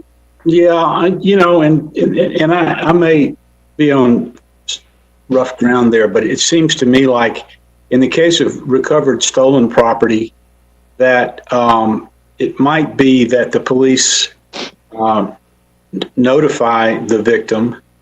It might be that the victim takes time to go back to the police to see if they found the property. I was just thinking there needs to be a little time on the front end so that the possibility of the owner coming through other channels to recover the property might be appropriate. I could be wrong. I'd like to hear your opinion and Blaine's opinion, the manager's opinion about that. I'm still not sure how it's necessary. I'm not opposed to it if you think it's a good way to allow people time to come through. I mean, I would see that a notice, be it a PSA on social media or something like that, even if it's just a few days after an item had been lost or stolen would be helpful for people to come forward and collect sooner than they might otherwise. I don't have a strong opinion on either way on the matter. You have a good point, Mariah, and I'm willing to amend my motion to eliminate the 30-day period if my seconder will agree. I'll agree. So done. Well, thank you. Could I clarify? Because I want to say that the police do undertake, a search process to try to figure out, put people in contact with their stuff, their certified mail if they can. So I just want to make sure I understand what's being proposed. Well, that was part of what I was proposing, a 30-day delay, so the police can go through their process without putting it up on the lost and recovered list for somebody else to come along and try to grab it before the police have done their process to find the owner. So you're saying on the 31st day, then we would advertise that we, and I think with the quarterly insert, that will be an ongoing, every quarter reminder to people that they can, that there are things there. It wouldn't be specific to the. I'm sorry. Yeah, well, I mean, we're liable to build a culture here of a few people who are watching that list all the time to find things that they'd like to have. That's my concern. Well, and I agree too. And it's not as if that we have a lot that we have. When I say a lot, again, a group. I mean, we're taking things in continuously. So we don't want to assign a 30-day fuse to every item that we get. I think just reminding the public. I think I hear y'all saying, just be mindful that this is here, and I think once people learn that, if something goes missing, that they might know perhaps to call the police. Yeah, I see both sides. Why don't we just try it with my amended motion that has been seconded and get feedback later. See if it's working. To see if the police do require some that initial 30 days or whatever. And Mr. Mayor, if I could clarify the motion now, so make sure we make the ordinance change correct. I'm hearing a public service announcement should be placed that we have this list of items, and the list of items should be posted on the Unified Government's website with a description of the items. Is that correct? That is correct. Okay. All right, everybody understand the motion? I see Commissioner Davenport. You're muted, Patrick. So I just want, so we have a 90-day, and I just want to clarify. So like, let's say, and this is for Manager Williams. So let's say a wallet is stolen on Monday, a bike is stolen on Tuesday, and a computer stolen on Wednesday. So each of those items will be listed on the website or displayed for 90 days, or will that be collectively? You get what I'm saying? I understand, but I may have to direct your question to Commissioner NeSmith. Okay. I would say that the information on the webpage should include the recovery date. That's going to help someone identify that it's theirs. So that they will be in sequence of recovery date potentially. Okay. That's what I would say. And the insert for the water bill, would just be a PSA that please visit this website for if you're interested, or if you lost an item. That's what that would be, correct? That's my intent, yes. All right. Thank you. Commissioner Harrod. Thank you. I was just wanting to clarify. My understanding when we started talking about this was that we would just basically have some kind of PSA saying periodically, hey, if you had stuff stolen, come down to the police department and take a look at it. It seems now that we're talking about posting each individual item, which seems to me to be taking up a huge amount, or potentially taking up a huge amount of staff time with our police officers who could probably be better served doing something else. I would argue that it might save some time, because those people that are looking for stuff can go to the website and see if it's there, rather than going down to the police department, taking staff time looking. Manager Williams, is there already an electronic inventory that would simply be posted on the website where it is not now?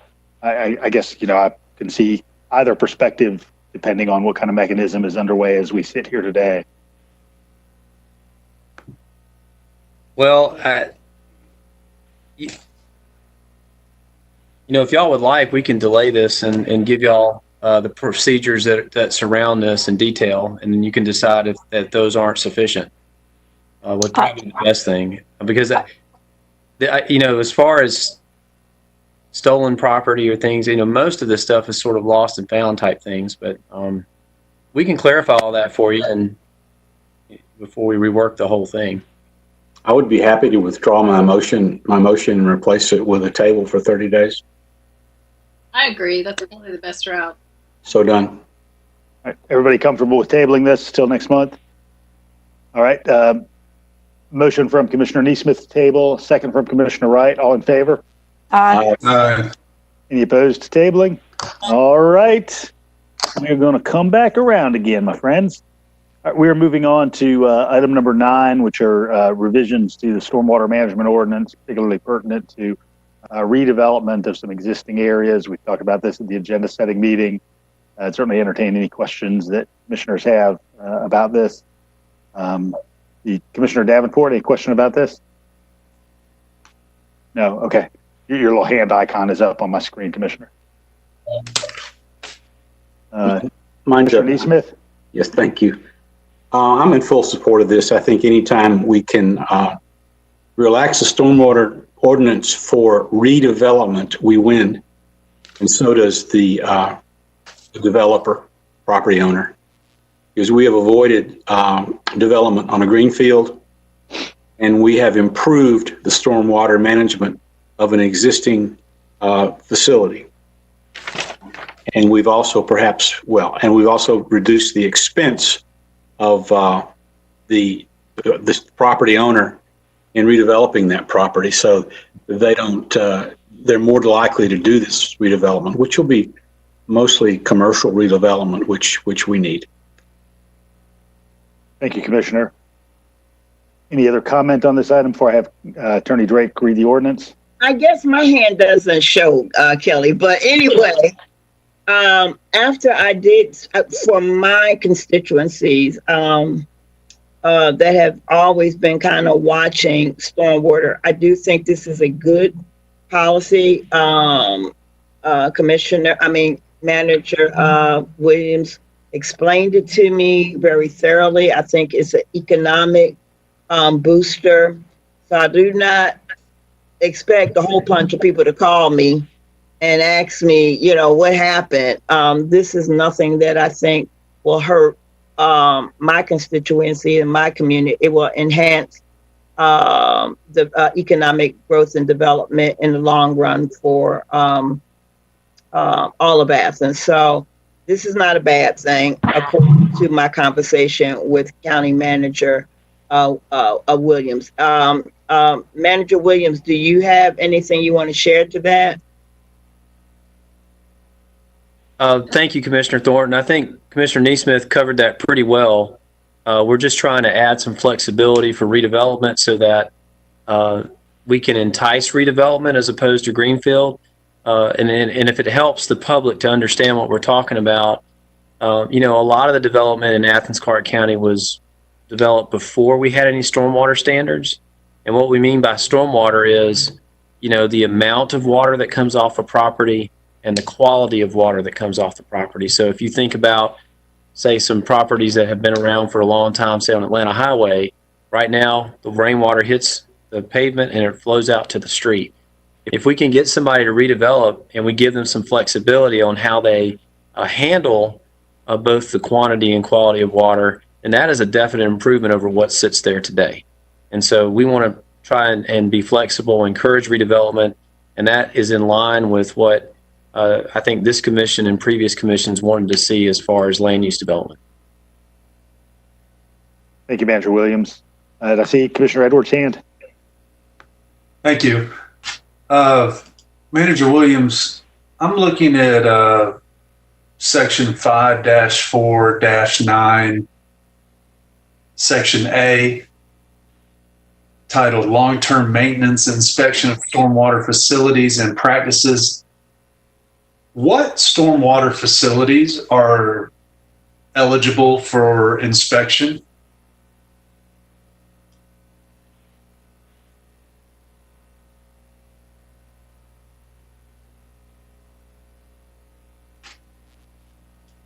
Give me one second, Commissioner, to get there. And I would tell you that, and I can mention to you why that question, why I'm asking that question. There's older developments in the county, particular multifamily developments that have been brought to my attention that have old stormwater drains that likely were put in place before this ordinance was enacted, or any stormwater management ordinance was enacted. And there seems to be no, it's my understanding those facilities are not eligible for inspection. And might it be prudent that this body explore incentives for these grandfathered in facilities to install up-to-date stormwater drainage or grates, different grates? well, and Commissioner, I will share with you my thoughts on that. So when we have facilities that are inspected, most of the time those are detention ponds that were created, and we go out and inspect and make sure that those are being maintained, and that includes both, public and private. As far as stormwater infrastructure, like inlets or things that you mentioned to drain, that would be no different than any other aging piece of infrastructure on private property. Now, we have done our best to camera and assess the infrastructure along our roadways and what we consider to be on public property. And I would say even then, we still continue to find new things. So if I understand you correctly, Commissioner, and I am also, if I'm conveying the correct information, that would be going on to private property, telling people to upgrade certain infrastructure. That might be a whole nother realm to enter. I can add to this. I've had some experience. May I? Commissioner NeSmith?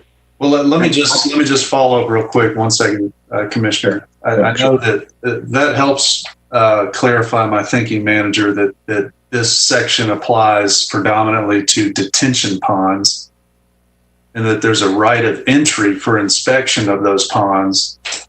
So again, I'd just like to point out so we're not covering any sort of inlets or other stormwater management practices that are draining directly into our river. This section only handles inspections of detention ponds. Not so.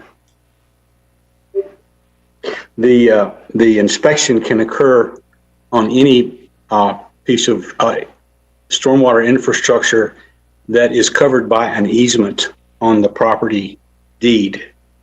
And that includes the detention streams that are coming off the street onto private property that may or may not go into a detention pond. They may go directly into a creek or a river. If those are covered by an easement, then we, and as does the Department of Natural Resources, have the ability to inspect those facilities and require the property owner to bring them back up to standard. Manager Williams, does that reflect your understanding as well? Let me add to that too, just while we're talking about inspections and private property. So we also do illicit discharge. That's part of our stormwater permit. And so if we are notified or find anything that is being discharged from a pipe, be it public or private, then we also have the authority to investigate that and notify the owner. And we have found, all sorts of issues that affect water quality under those terms.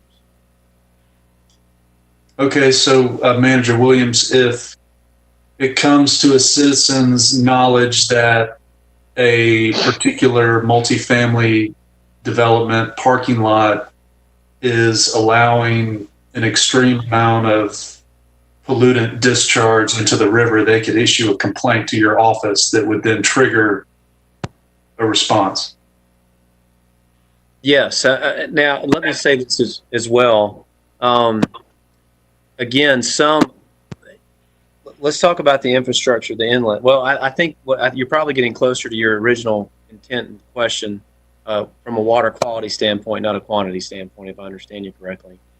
And, if somebody is to say, well, this inlet was created before the stormwater and it's washing oil that's residual from the cars that park in the parking lot, we don't necessarily set up and test for certain levels of pollutants. I mean, if there's a visible, or if we do understand that somebody is illegally discharging, soap or what have you, that things that shouldn't be there, and if we can detect that, then we would follow through with that. So if anybody has any complaint whatsoever, we'd like to hear it. What about just trash? Just maybe a improperly kept up large parking lot that fills with trash and then discharges into a particular inlet that manifests at a particular spot in a waterway. Well, if we see a lot of trash coming out of a pipe, then we can certainly address that. Oftentimes, if it's in the pipe and it would manifest itself in backing up the pipe, that would be another way to rectify or understand that. Okay. Thank you. This helped clarify my thinking. Any other questions about this item? I'd like to move to approve. Did Attorney Drake, did I have you read the ordinance already? I apologize. No, Mr. Mayor, but I'll read it now. Okay. An ordinance to amend the Code of Athens-Clarke County, Georgia, with respect to stormwater management and for other purposes. Thank you, Attorney Drake. All right, I've got a motion from Commissioner NeSmith. Do I hear a second? I'll second. All right, I've got a motion from Commissioner NeSmith, a second from Commissioner Link. All right, all those in favor? Aye. Aye. Any opposed? All right, motion carries. All right, go forth and do well, redevelopers of Athens-Clarke County. All right, we are moving forward on to item number 10, the Athens-Clarke County Department of Corrections and Georgia Department of Transportation Corridor Beautification Agreement. Manager Williams, could you kind of cover the broad contours of this before I get to questions? Absolutely. So just for the benefit of the public, this is an agreement with the Georgia Department of Transportation, and one that is one that we've had historically, where they reimburse mostly the cost for correctional officer salary and benefits, the operating expenses, and some of the equipment vehicle maintenance that go along with that. It's a 3-year term. The total agreement for the 3 years is $304,000, and what that would provide is a correctional officer to supervise our work crew to maintain GDOT-owned roadways across. In the past, it's been regionally, but this one's going to be focused more in Athens-Clarke County.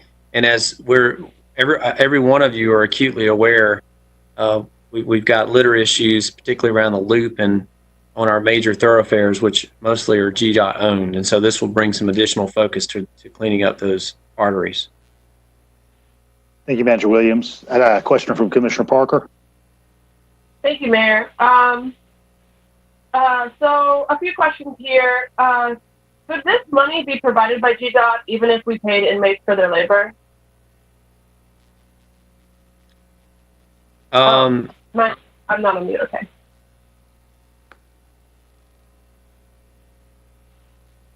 So the question, Commissioner, is that would an eligible expense for GDOT be providing the inmates labor with paying them for the work? Yeah, that was my second question. I wanted to first clarify whether or not this funding would be available. If it's available specifically for correctional officers to oversee inmate labor, or if it could be for laborers of various kinds, be they paid inmates or paid folks otherwise. And then my second question would be that, yes. Well, I would have to ask GDOT if they would consider that an eligible expense. I know that, my understanding with the Georgia Department of Corrections is that that would be something that is not something that is experienced system-wide and might be something difficult for them to approve. Yeah, I just, as a part of this conversation, just wanted to bring up the importance for us to continue that push. On our last conversations with the Department of Corrections, I know Commissioner Denson was part of that conversation, Commissioner NeSmith was a part of that conversation. It kind of ended on a note where they said they would like consider it, and then we never heard from them again, and it's really important we continue that conversation. Would, out of curiosity, the need for inmate labor be replaced by certain elements of the resiliency package, given that we've proposed putting aside monies for community beautification projects?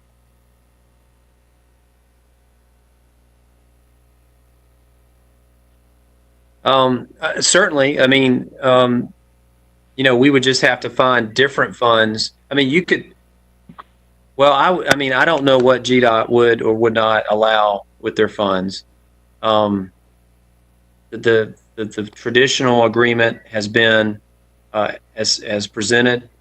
If we were, I guess, if we produce staff to do the work, they might argue that I can't say what they would or wouldn't do, Commissioner, honestly. Okay, yeah. And I guess I wish I had been a part of this conversation earlier on. This contract is for 3 years, correct? Yes, ma'am. So we wouldn't have the chance to negotiate issues like that for another 3 years after this.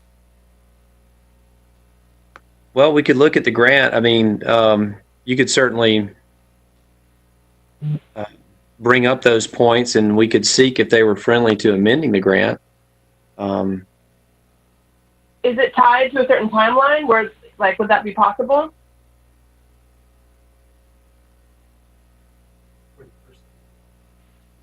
Yeah, the only real urgency, we were just trying to get this in tandem with the beginning of the fiscal year.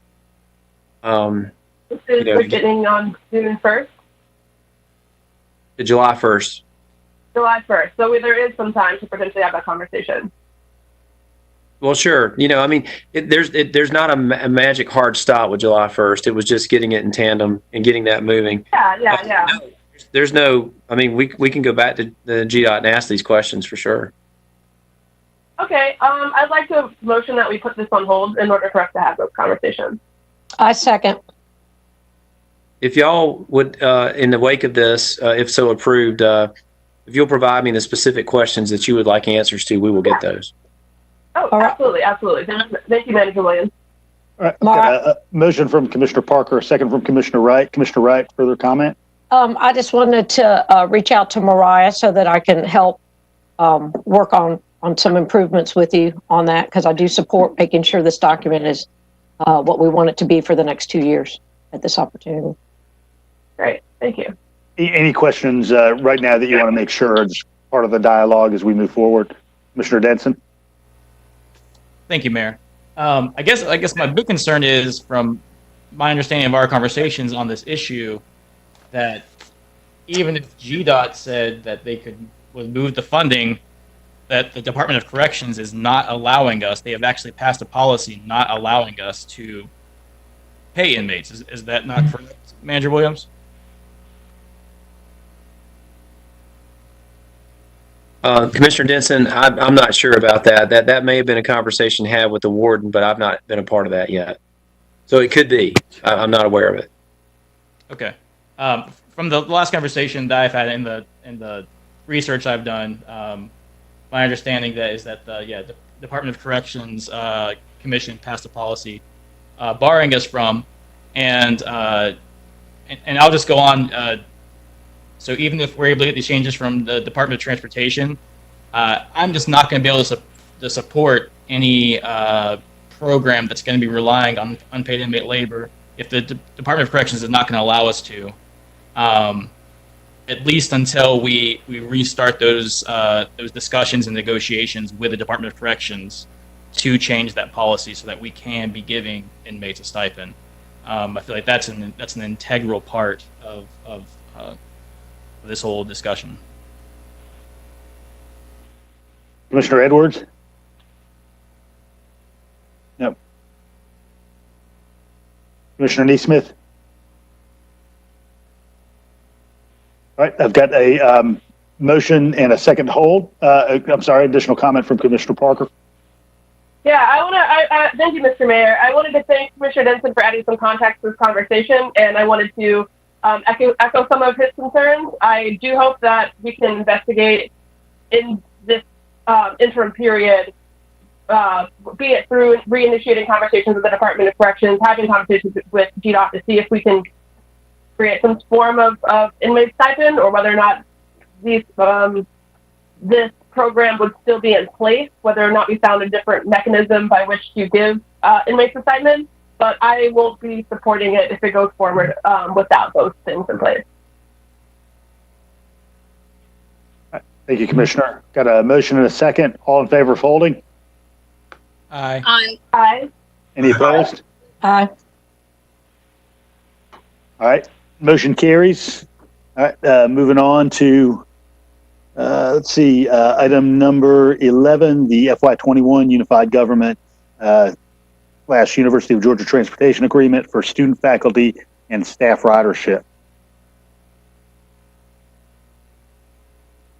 Let's see. I'm making. Go ahead, Commissioner Wright. I was going to make a motion to accept the agreement. I second. Any other input? Commissioner Denson? Thank you, Mayor. And I just want to echo my comments from the agenda setting session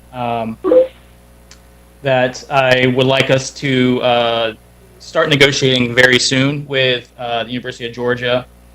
Moving forward, hoping that this can be the last year that we have a fare system in place for our transit system, and so that we can be working with the University of Georgia to prepare for that in our in next year's the FY22 agreement for fares. But otherwise, yeah, I will be supporting this. Any other input? Commissioner Link? You're on mute, Commissioner. I just want to call attention to 4B on the agenda item. It says UGA ridership has decreased over several years, blah, blah, blah. This reduction in ridership is attributed to increased housing opportunities in the downtown area, private apartment complex shuttle plus service, UGA Transit Health Sciences service on Prince Avenue, and UGA Transit Vet Science services on College Station Road. And the increase of Uber and Lyft rideshare programs. I just want to bring up the consequences of our current building standards in the downtown area and our parking requirements. You know, when we started allowing these denser multifamily complexes, the idea was we wanted UGA students to move downtown and get those cars off the road. Yet we allow a space and a half of parking per bedroom. I'm hoping that as our planning commission is rethinking affordable housing standards, because these parking decks are really expensive to build, we can also talk about the consequences it's having on our transit. The whole idea is you want people to live in your urban core so they can take advantage of transit and not have to have a car. So I just want to bring that up, the consequences of these high parking requirements having a detrimental impact on our transit and reduced ridership on our transit, because these students they still have plenty of opportunity to park their car right outside their door, basically, when they could be taking advantage of our transit system. I just wanted to point that out as we move forward and think about revamping our downtown building standards. We look at parking requirements. Thanks, Commissioner. I'll note that certainly one of the challenges for the undergrad student population at a minimum is not having a vehicle to get back to the metro area. And so among the things that I've brought to the Joint Development Authority that we are part of, along with Coney Barrow and Gwinnett, is the prospect of intercity transit that could at least get us to the outermost MARTA stop, because that can be a critical link in diminishing the need to have a vehicle here while you're here for your undergraduate years. Got I think Another comment I'm Ovita. from Commissioner Thornton. Definitely, I'm going to support this. And I looked at the document that was sent out, and in FY18, the numbers were really high, and it looked like it went down in 2019 and a little bit up in 2020. My question is it how important is it for us to pass this tonight in light of the transportation issues that we're facing now?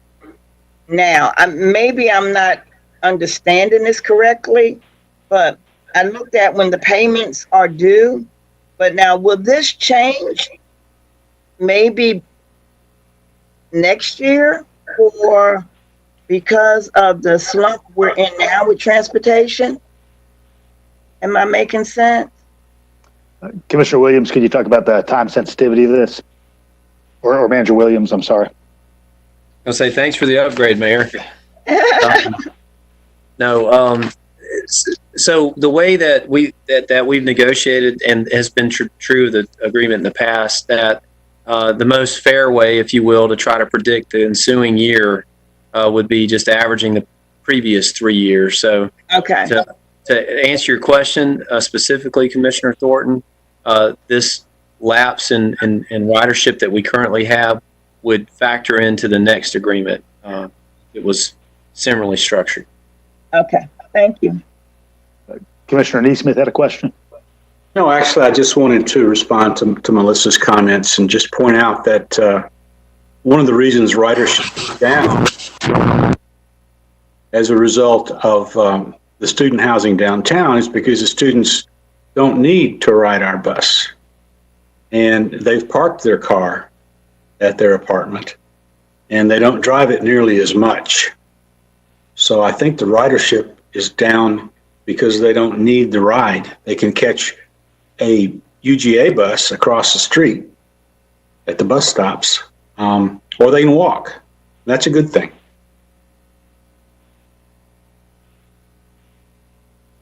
All right. Do you have a motion on this item? Yes. All right. And a second? I second it. All right. We've got a motion from Commissioner Wright, second from Commissioner Davenport. All in favor? Aye. Any opposed? All right. The motion carries. All right, moving on to item number 12, the 2020 Community Policing Development Micro Grant Program application. Commissioner NeSmith. Sorry, Mr. Mayor, I just left my hand up. I'll take it down. Okay. Anyone like to make a motion for this item? Mr. Mayor, if I could read the ordinance, please. Go right ahead, Attorney Drake. An ordinance to amend the FY 2020 annual operating capital budget for Athens-Clarke County, Georgia, so as to provide grant funding and authorization, if awarded, for the Community Policing Development Micro Grants Program for one additional full-time neighborhood service officer and up to 8 part-time youth police cadets and for other purposes. Thank you, Attorney Drake. Do I hear a motion? Move for approval. Second. I've got a motion from Commissioner NeSmith, second from Commissioner Harrod. Any other input? All in favor? Aye. Aye. Aye. Any opposed? All right, motion carries. Moving on to new business. We already have had a vote for suspension of rules. Item 13 under new business is ratification of local emergency orders referencing sale of beer and wine for takeout consumption off premises and the deadline for payment of occupation tax and regulatory fees. Manager Williams, just since the public are seeing this for the first time tonight, could you just go a little bit over this this order under new business? Sure. And I guess first off, it might, when you hear the term emergency order, and certainly that's become part of our vocabulary here with the governor, I just want to be clear for process for the public, Mayor, if I might, that the Mayor and Commission passed legislation in times of emergency, and in this case, gave the manager certain authority to, waive certain procedures and policies that were previously in place in the interest of the public good. There's a little bit more language that goes into that, but we can certainly share that with folks that are interested. It became apparent, and I will say, the Mayor and Commission passing the legislation they did for the safety of the community, obviously has a big economic impact, and there was a lot of discussion with individual commissioners and collectively about how to lessen that impact. And what became apparent very quickly as everybody tried to pivot with this new emergency that we're dealing with, and you have to credit the innovation, the innovative spirit of a lot of our food and drink facilities in doing takeout where possible. And this is really just an extension of that takeout, allowing beer and wine to be sold in closed containers, outside the establishment. And so I heard from a number of commissioners that this was yet another way that these businesses could make funds in this very trying time. And so felt like that it was worthy of this order that the attorneys helped draft. Secondly, searching for things that we could do for our businesses. And as you've heard tonight, if you've watched the entire meeting, there was some discussion on the front end about potential of loaning businesses, nonprofits, funds as a bridge to help, and certainly extending the deadline for the due date for our occupational tax payment from April 1st to June 1st would hopefully provide, however small, some relief for our businesses. And that's the second order that's being put before you for approval tonight. All right. Thank you, Manager Williams. Any questions about this? Commissioner Denson? Thank you, Mayor, and and thank you, Manager Williams, for definitely hearing that and acting so quickly to put those in place. We appreciate it. I know that these businesses that will benefit from this appreciate it. I did have a question. I guess this might be to Attorney Drake. I've had a few of bars and restaurants reach out to me wondering if this could be expanded out in any way under Georgia law to allow for batch cocktails, to be able to close container cocktails that could be sold as to go from their premises also. Do we know if that's a possibility? A number of other cities have done it across the U.S., but I'm not sure of any in Georgia. I'm not sure either, Mr. Commissioner. We will be glad to research this. I will say that the guidance on this issue changed from the Georgia Department of Revenue initially when we began 2 weeks ago. That guidance got changed and updated, so we're able to do this. But we will look into that. And you're saying batch, BATCH cocktails? Is that? Yeah, so that they could be basically mixed and prepared, put into a sealed container, a bottle, or whatever it's going to be, and sold that way. So it would have alcohol in there, but all the other ingredients, as you would get a cocktail, it can be in a large container so that you have multiple ones that you could buy. So basically a mixed drink. Basically a mixed drink, but in a closed container that's already been mixed by the bar and could be sold. A lot of our restaurants and bars have their own signature cocktails that they like to sell, and so they can prepare those in a sealed bottle. We will research that issue, Mr. Commissioner, and get guidance to you. Thank you so much. Hard for me not to want to sing a Tom Waits song in between commission comment. I'm going to go with Commissioner Link next. Yeah, thank you, Commissioner Denson. I was going to ask about the same thing. And I'm also wondering if we could just off the bat include sealed bottles of draft beer. There's been some confusion as to whether or not this order would include growlers. I feel like they should be considered part of this order, but it's unclear. Can you speak to that, Attorney Drake? Is there anything? Yes, Commissioner Attorney Michael Petty has worked on this, and I think that I saw some emails regarding growlers. I would caution against changing this at this moment because I'm not sure we have the authority to do what you're saying, to be quite honest with you. But So there's research being done looking into it. yeah, we'll look into it definitely. I would like to have the opportunity to look into it. And if it can be done, Commissioner, the county manager has the authority once again to issue order, which y'all could ratify at the next meeting. Yeah, that's what I was going to ask, is if Georgia law would allow it, if the manager could go ahead and issue that order. Does anybody here object to that? No. In fact, I think it's already permitted. A growler is a sealed container by definition. It is a sealed container. They put seals on the lids, and that's because that makes it a sealed container that can be taken off premises. Right.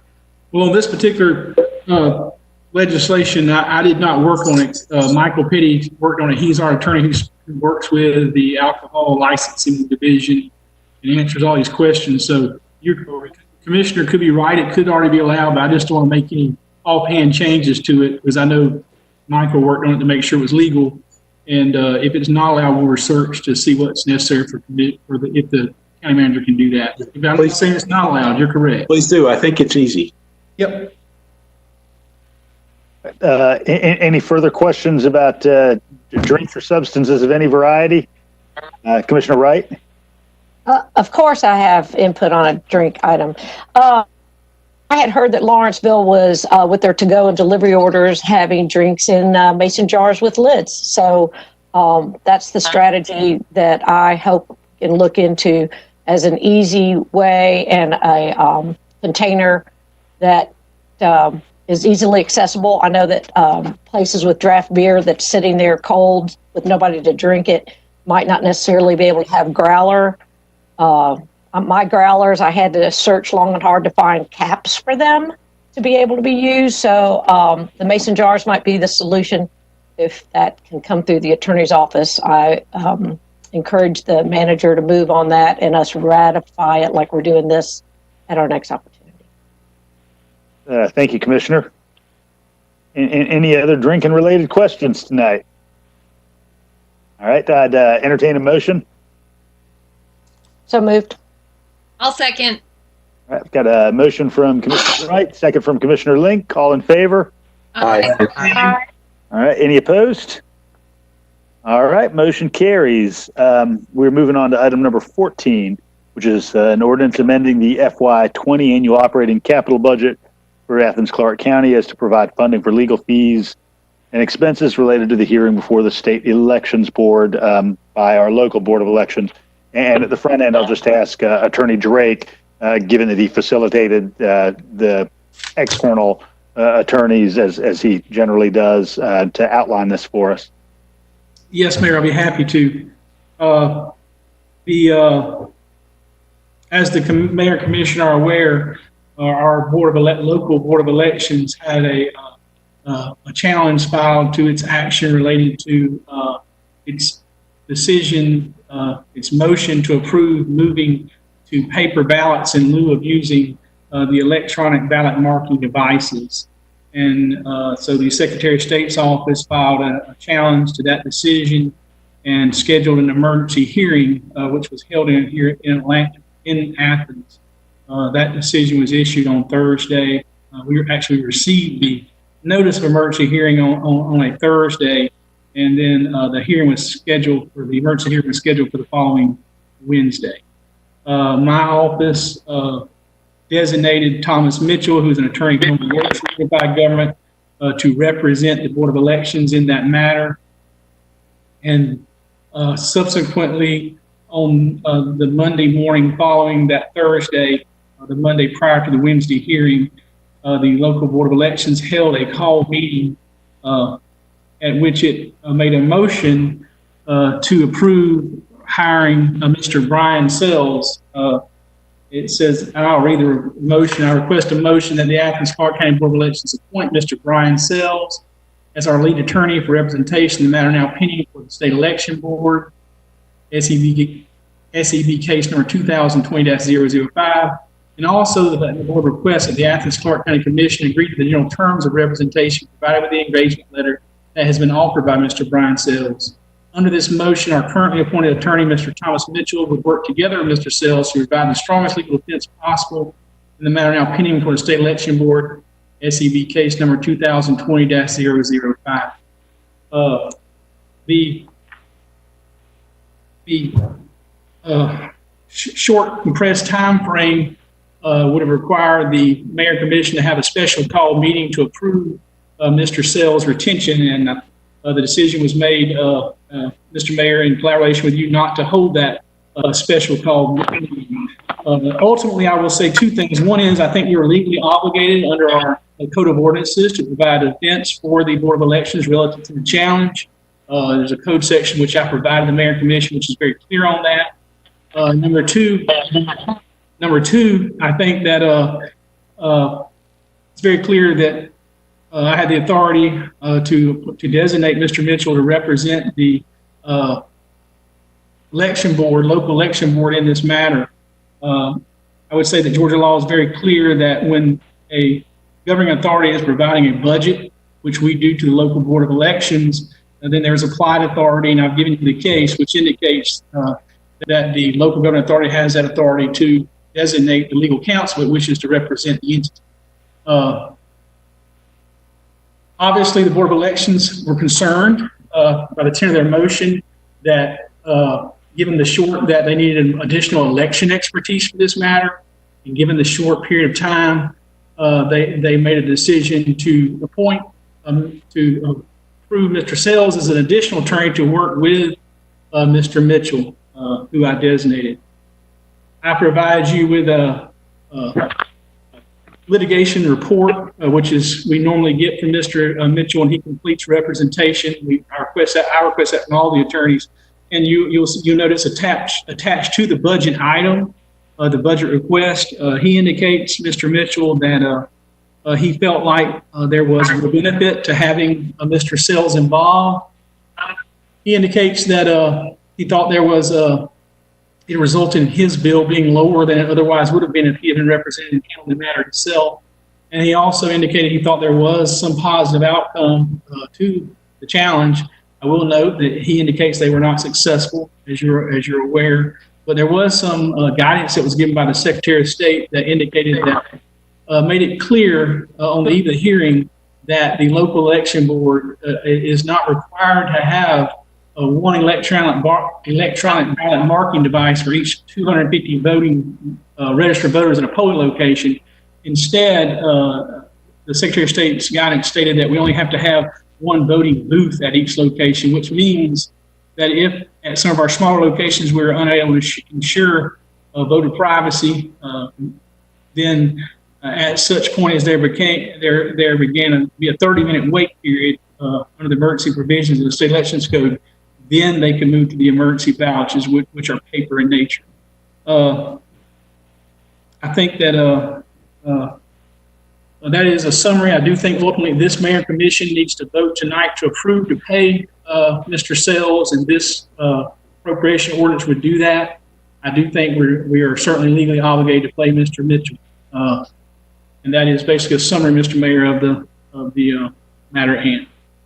Thank you, Attorney Drake. All right, I've got Commissioner Link. You're on mute, Commissioner. Yeah, I for one, am glad that the Board of Elections brought up this issue and this challenge, despite the fact that the State Board did not agree with them, but that was unsurprising considering who appoints most of that State Board. It's becoming increasingly clear that in Republican-led governments, the modus operandi is to suppress and discourage and subvert the vote whenever possible. Case in point, Wisconsin, who voted today in the middle of a pandemic and were required for their citizens to go to these locations and line up in public and vote. These BMD devices are burdensome, cumbersome, confusing. I had a very confusing experience when I cast my vote on the very last day that early voting was open, when it became clear that the COVID crisis had come to Athens, and by then they had put up the curtains to ensure privacy. But then you're touching curtains, you're touching a screen, you're touching cards and multiple devices within the booth. It's clear there are a lot of problems with these machines that are required, that the state requires that we use. And And I'm hoping that there's some other entity out there that will bring further challenge to these machines. I am grateful that our Board of Elections brought the challenge that they did, and that all the issues that were brought up in that hearing, I sat through that hearing all day. I think it was about 8 hours of it. And I learned a lot. And I learned a lot about, some problems with the system. And I'm grateful that we have a Board of Elections that is doing its best to bring those problems to light and to solve them as best we can on a local level. And now that a lot of those problems are part of the public record, and we'll see where this goes further down the line. But I would like to make the motion that we go ahead and approve this payment. A second. We got a motion from Commissioner Link, second from Commissioner Parker. I think Commissioner NeSmith had his hand up. Yes, I have a couple of questions. First, with the attorney. Mr. Drake, did you advise the Board of Elections that their actions to go to paper ballots was probably against state law? That's in essence correct, Commissioner. I advised them that I thought there was a strong likelihood that if they voted to dispense with using the BMDs and use the paper ballots, that they would face an election challenge and they would have a difficult time being successful. Thank you. Did you or anyone else with the authority approve a contract for legal services for the Board of Elections? If so, what contracts did you approve? Did not approve any legal contracts. I will say I did authorize Thomas Mitchell to perform services on behalf of the board in relation to the state election challenge. And to the extent that may be construed as a contract, I think I had the authority to do that. So I did do that, yes. All right, but not with the other attorney? No, sir. The opinion that you read from Attorney Mitchell was that something good came out of it, which was that there was some need for paper ballots in certain situations which would be allowed. Do you think we needed to have an emergency hearing from the Secretary of State in order to get that opinion? Or maybe you don't know, but I think we didn't. We never asked. Mr. Manager. Yes, sir. What is your level of authority for approving contracts on behalf of the Athens-Clarke County Unified Government? My authority, and there's a number of, the purchasing ordinance gives several thresholds, but I think I'm authorized to approve contracts up to $200,000 that have been previously approved or budgeted funds by the Mayor and Commission. All right, so the contract has to already have been approved by the Mayor and Commission before you can sign the contract or approve the contract. Is that what I'm hearing? There has to be budgeted funds for that purpose, sir. Has to be budgeted. Okay. Did you or anyone else with the authority approve a contract for legal services for the Board of Elections? I have not. No, sir. Does the Board of Elections have the authority to enter to contracts for legal representation? I would defer that to the attorney. All right. As indicated in my legal guidance to the Mayor and Commission, I do not think that they have the authority to select their own attorney. Do they have the authority to expend money for legal services? No, sir, not without the Commission's approval. So here we have a situation where the Board of Elections decided to do something that their attorney had advised them not to do because they're probably going to get sued. It was probably illegal. They did it anyway. And then they hired their own attorney without having the authority to do it, which would be expenditure of citizens, taxpayers' money.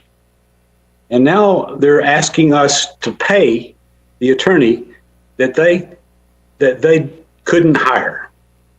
I think that this would be a terrible precedent. Imagine if the Planning Commission or any other commission or authority that we have, or any other commission or board that we have, decided all of a sudden to hire their own lawyer to try to defend themselves against something that they were already advised by our attorney not to do.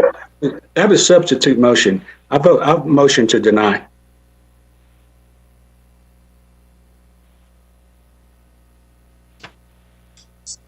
I'll second it just for the benefit of the discussion.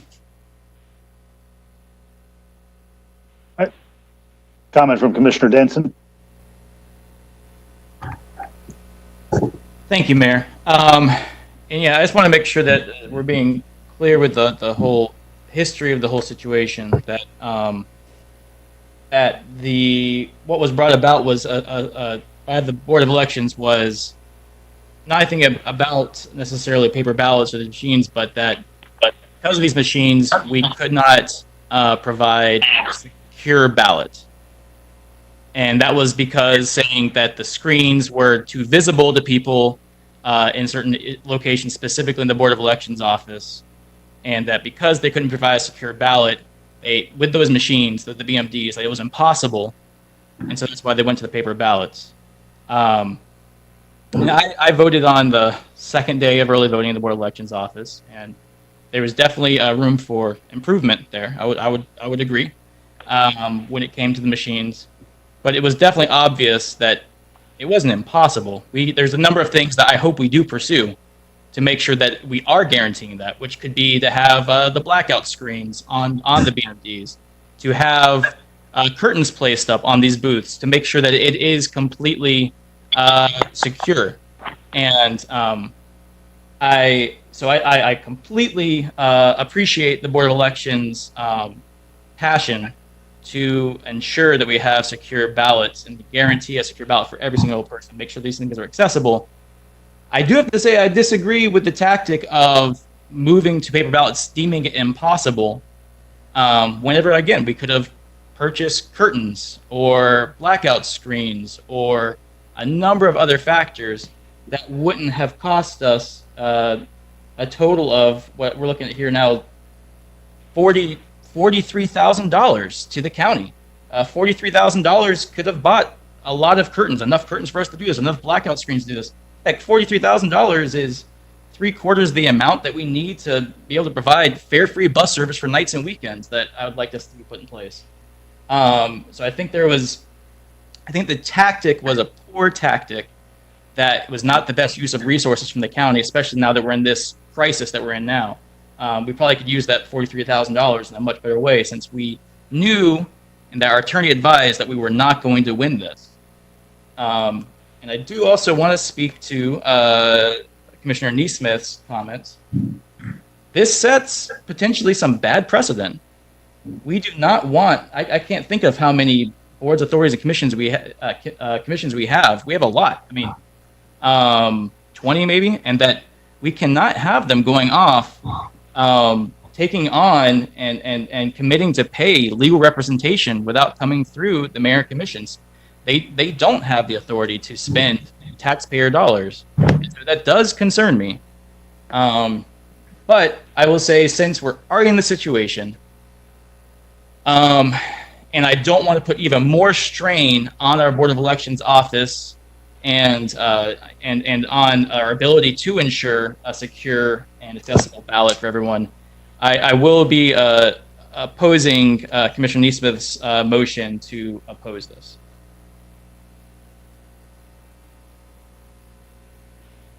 Commissioner Edwards, did you have your hand up for comment as well?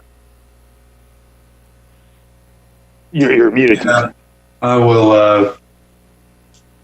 I'll say, this lawsuit, this legal action is about in the same class of legal action as the meritless claim brought by Clyde Armory and against the emergency declaration.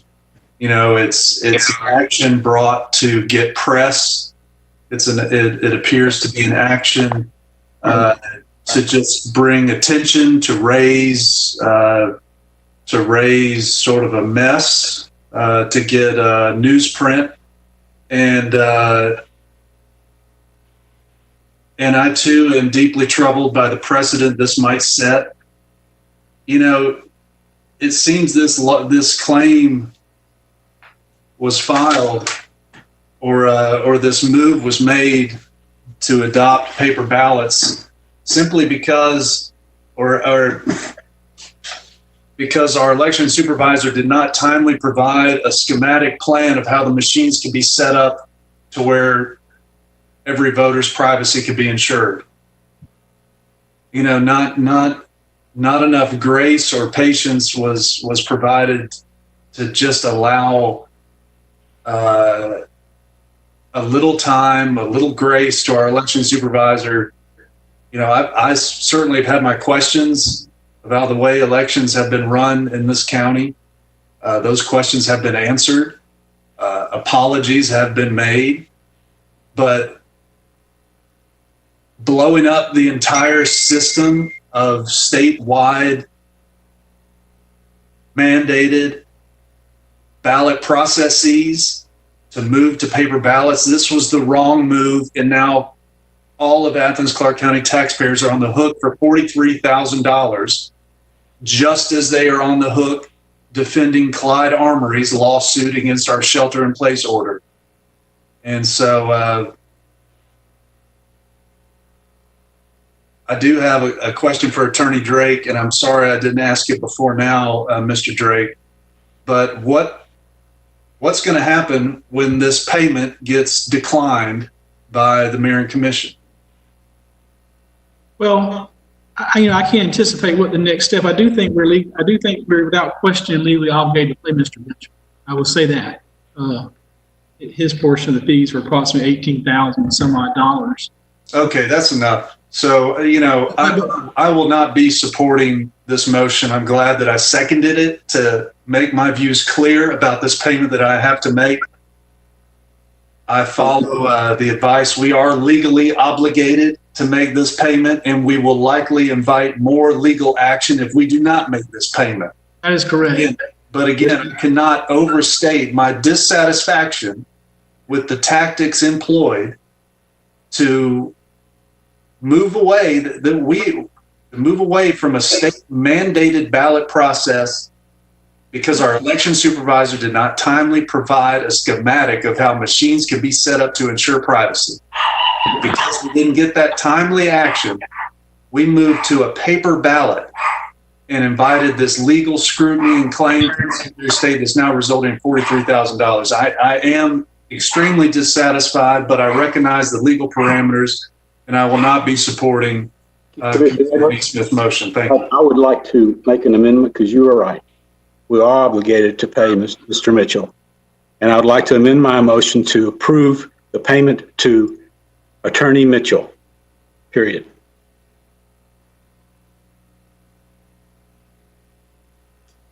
Okay, second. Further input from Commissioner Link. Yeah, so that amendment is to not pay Mr. Sells, the attorney that the Board of Elections. That's correct. Well, I won't be supporting that. I would like to see Mr. Sells paid because I feel like he did an excellent job in that hearing and brought up issues that were based on previous cases. I was under no illusion that the State Board of Elections would buy any of his arguments. And there is some thought that, you know, to push this issue further might have gotten a different decision. And I'm grateful for the attention that this case has gotten. Democracy dies in darkness. It's no secret that the Republican leaders in the state of Georgia have been plucking away at democracy in dribs and drabs. An insecure ballot and a non-private ballot is just another drib and drab, especially in these times. Ballot secrecy is even more important than ever when you have such divisive times and people are resulting even in violence in supporting their candidates.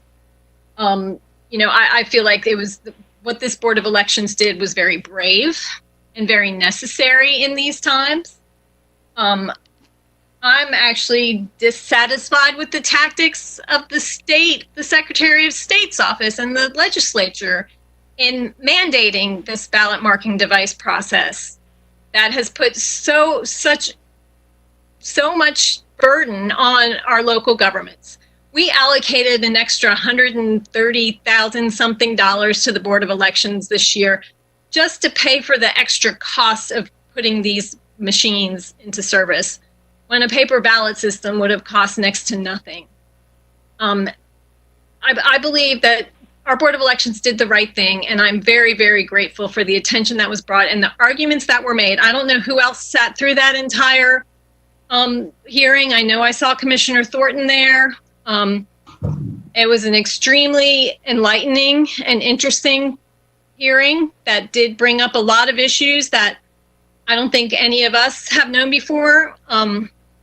And, you know, as chair of the audit committee and some of the discussions we've had in the audit committee, there is discussion of auditing the elections office to get behind the scenes and find out what that communication and miscommunication was between the board and the staff.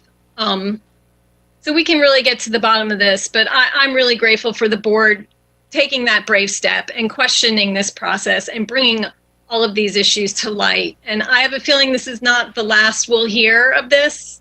And I do hope that there is some entity out there with the means to pursue this issue further. See Commissioner Davenport. You're on mute, Commissioner. Wrong button. Yes. I just want to clarify with Attorney Drake that are we legally obligated to pay for attorney sales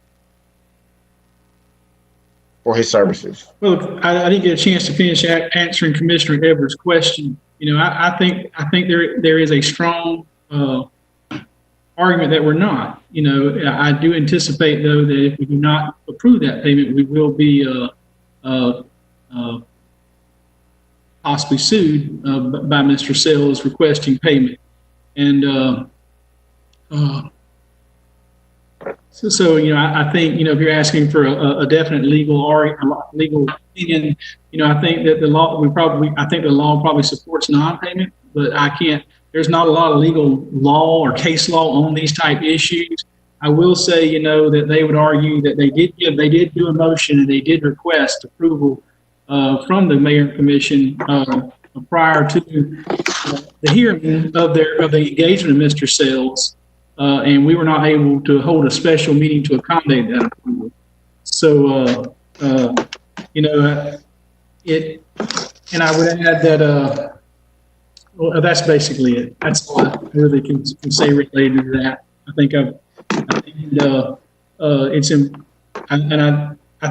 I think it is fair to say too that if our office had handled it internally, that both myself and Mr. Senior Assistant Attorney Hawkins would have worked on it collaboratively, because it was an 8-hour hearing. It was very deep, very involved legal issues, and so it is fair to say that they would argue that, you know, the services were beneficial. But I hope that provides some response. Mr. Parker. Thank you, Mr. Mayor. So we might not necessarily be on the hook for Mr. Sells' fees, but there's a strong likelihood that if we do pay, will sue us. Correct? Correct. Okay. My opinion on this matter is that I think the Board of Elections is trying to do the right thing. You know, protecting ballot secrecy is a very serious endeavor, and I'm glad they take it very seriously.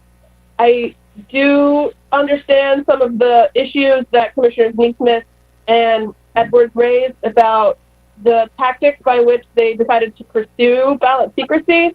I definitely hear those arguments loud and clear.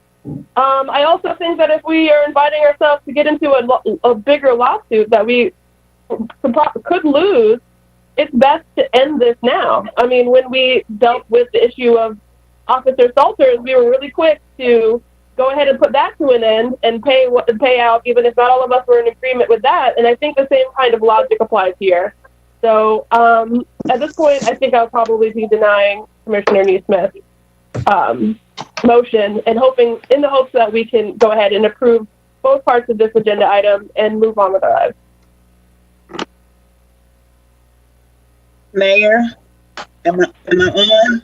Yeah, yes, Commissioner Thornton. I was at the the hearing that day, and it was long, but I learned so much. And I think that there were some things that came out that I think the state really needs to improve upon. But I'm in the mindset also of nipping this in the bud and being through with it. I think we should take this as a learning lesson. The things that I thought that came out that was totally the state's responsibility, I think we should make sure those things are in place for future elections. I think we should use some of those things that came out, like the curtains or whatever, here locally. I also think that this was an effort, but it kind of got derailed a little bit. I just do not think the community is going to be happy with paying the legal fees on this. And you know what? You know, we go back to transparency, because if we had to say the Board of Elections, you pay the legal fees, we might have but to ask a whole community to do that and then risk a lawsuit, I don't see where that is going to be helpful for any of us. I know I'm going to get some calls on this, but I hope people know I'm just trying to stop the bleeding.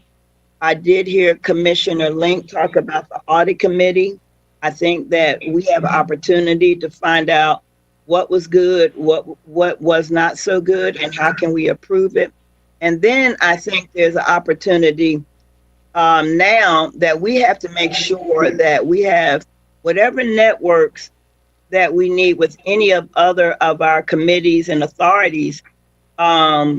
You know, how much, because we all knew about this case before it rolled out. It wasn't like he just showed up that day. And but I had no idea what the process was about the authority to pay him. I didn't even think about that. But again, I thought some good things came out of it. I think it is a small, it might not seem, I hope nobody don't misunderstand me, but for what I learned and for the improvements I see that we should be making locally and statewide, I'm going to support paying, because I do believe we need to stop the bleeding. But the question is, what do we do in the future when we have another situation similar?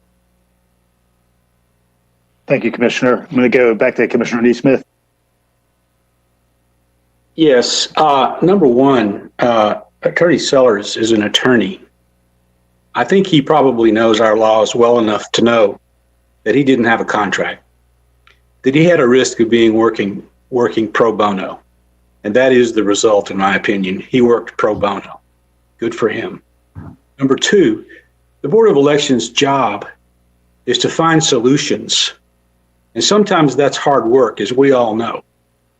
And if you have a problem with secrecy, then you work on solving that problem and not jump to the worst possible situation, which is to break state law and do something that the state will probably sue us over.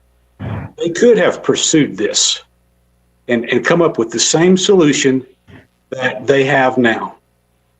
So I don't admire the tactics that the Board of Elections carried out there. I think I agree with Commissioner Edwards. It was very inappropriate, and quite frankly, it wasn't brave. It was a shortcut. Thank you. I see Commissioner Wright. Thank you. I am in support of the motion that Melissa Link brought forward, Commissioner Link brought forward. From my reading, Mr. Mitchell spoke very highly of the help that Mr. Sellers gave. Mr. Sells was not involved. I think Mr. Mitchell's bill would have been higher. These men clearly did the work that they said they did. The invoices are very detailed, including paying ACC voters who called them and spoke to them. So we're paying for the community to talk to them and advise them. And so I will support the original motion when we get to that. Commissioner Denson, was your hand up? Yes, thank you, Mayor.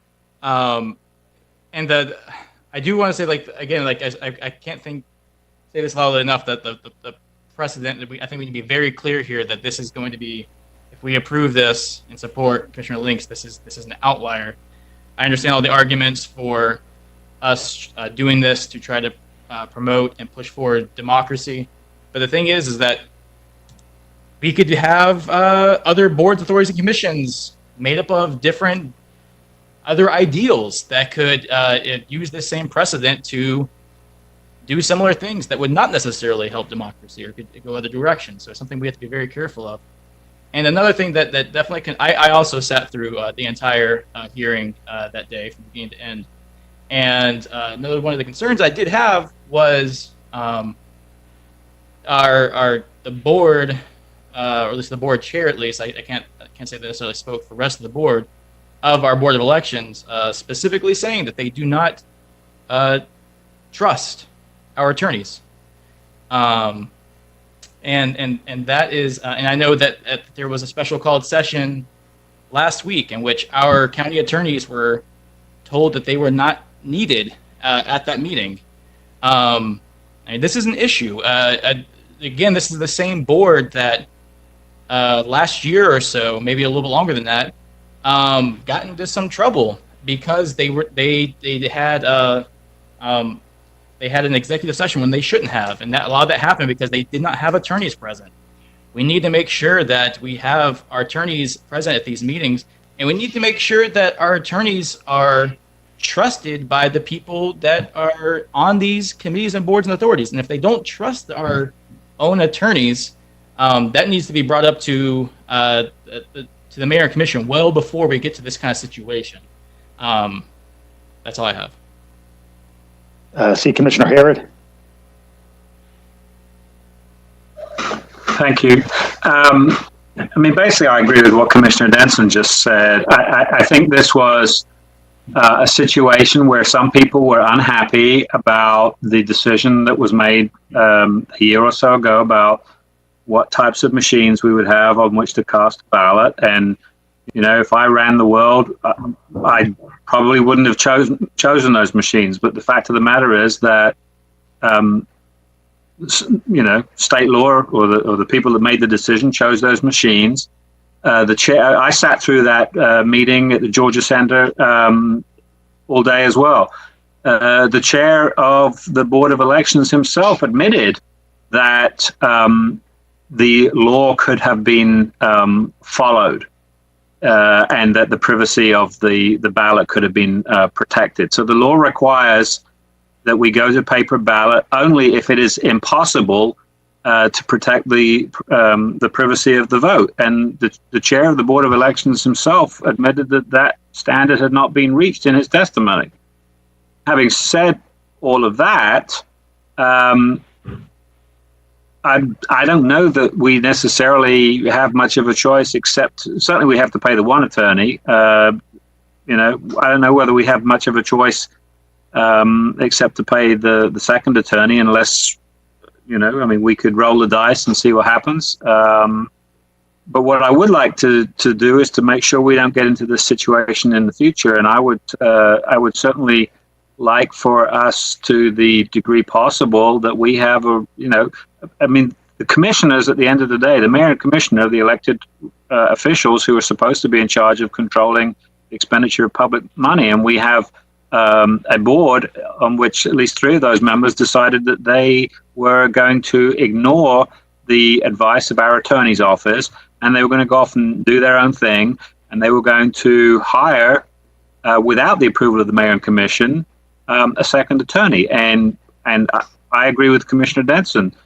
we can't have all of our boards and authorities running around doing this kind of thing. We need to be able to have the final say, because at the end of the day, the mayor and commissioner are the ones that have to answer to the voters and the taxpayers. So I think the Board of Elections, or at least 3 members of that board, have put us in a tricky situation, simply because they were pursuing an ideological agenda that they disagreed with state law.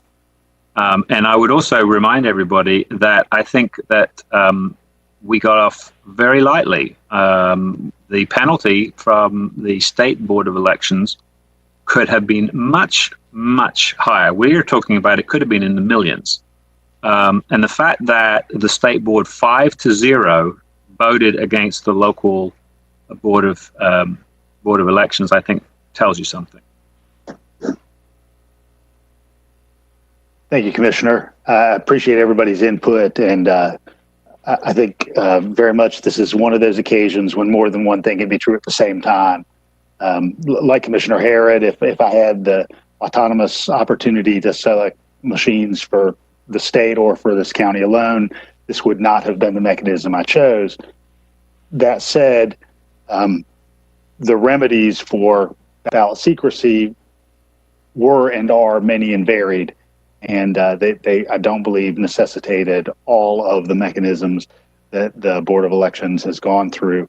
I want to make a couple of just logistical, legal, and procedural notes. I mean, one is that the Board of Elections is one of those kind of boards that has legal autonomy from us in somewhat of the same way that the tax commissioner or the sheriff has some autonomy as constitutional officers. So they are a little bit different than some of those recommending boards and authorities that simply are that.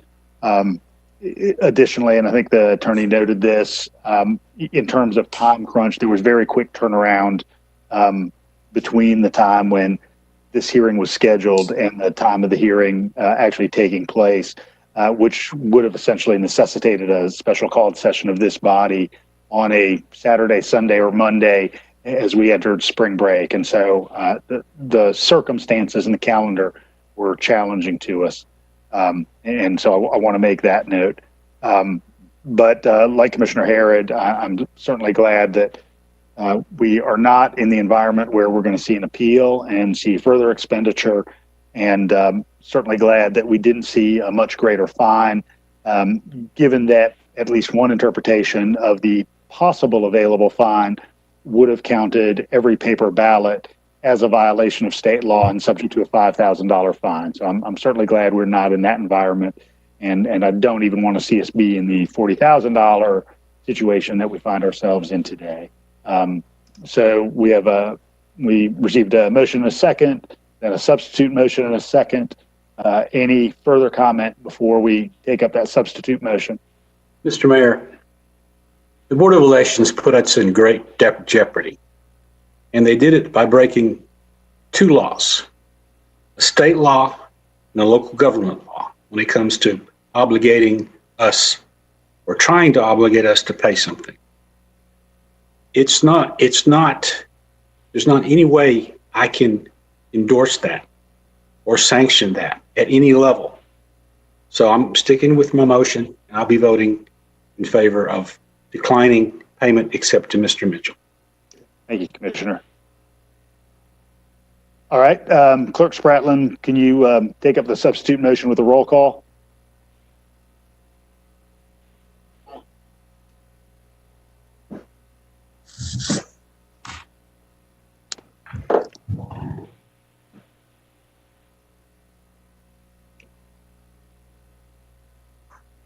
Clerk Spratlin?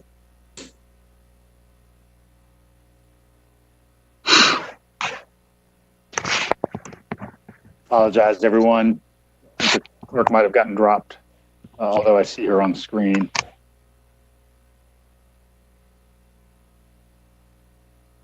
She doesn't appear to be on mute. I think technology's checking on her real quick.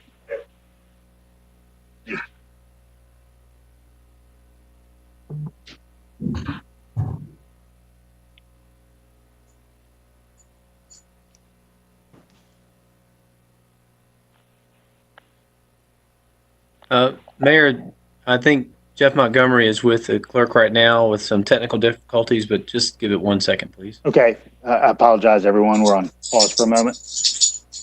All right. I'm going to go ahead and call the roll. Apologize. Commissioner NeSmith, Yes. Commissioner Harrod, or excuse me, Commissioner Edwards, Yes. Commissioner Harrod, No. Commissioner Thornton, No. Commissioner Hamby, No. Commissioner Davenport, No. Commissioner Parker, No. Commissioner Link, No. Commissioner Wright, No. and Commissioner Denson. No. All right.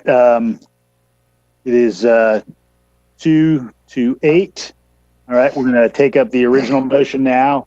I Mr. believe. That's Yeah. an ordinance, so I need to read that ordinance. Go right ahead, Attorney Drake.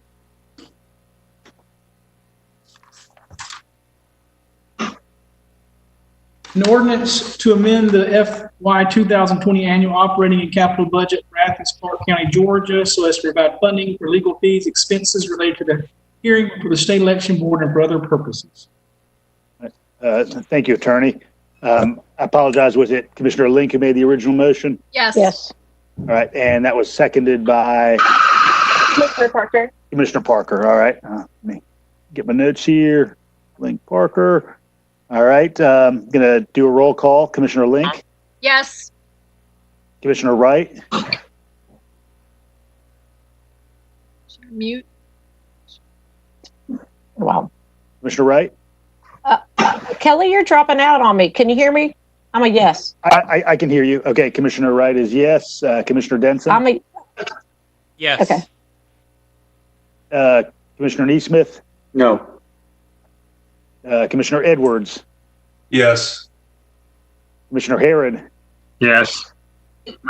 Commissioner Thornton, Yes. Commissioner Hamby,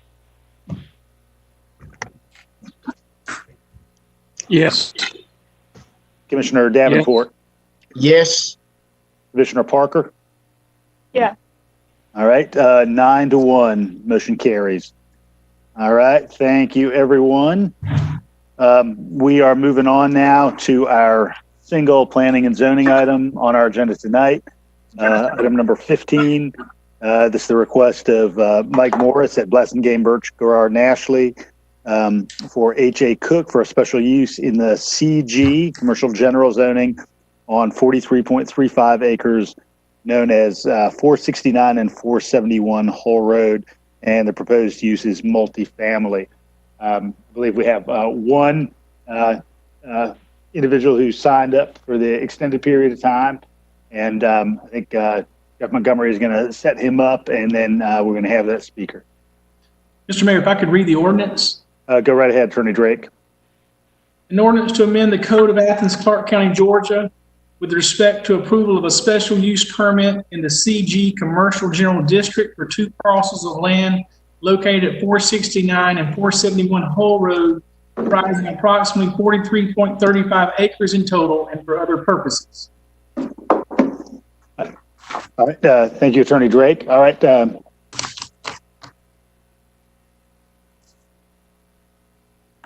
Jeff, we ready? Should be ready. All right. So Morris, come right on up. Mr. Mayor, don't we normally have a planning department presentation before we get here? Only at the agenda setting meeting. Okay. Thank you, Mr. Mayor. Good evening, folks. My name is Mike Morris. I live at 598 Fortson Road. I am with the law firm of Blasingame, Birch, Garrard, and Ashley. I have with me tonight out in the wings, Brett Thurman from Armentrout, Matheny and Thurman. They are the architects and the engineers for this project. Also have Grant Whitworth of Whitworth Land. It's always my pleasure to be with you folks, and it's been quite a while since I've been here. As I was walking up here, I was thinking that there have been several times when I could have used a police escort to get out of the chambers after a meeting, but tonight is the first time I've ever had to have a police escort to get into the chambers for a meeting.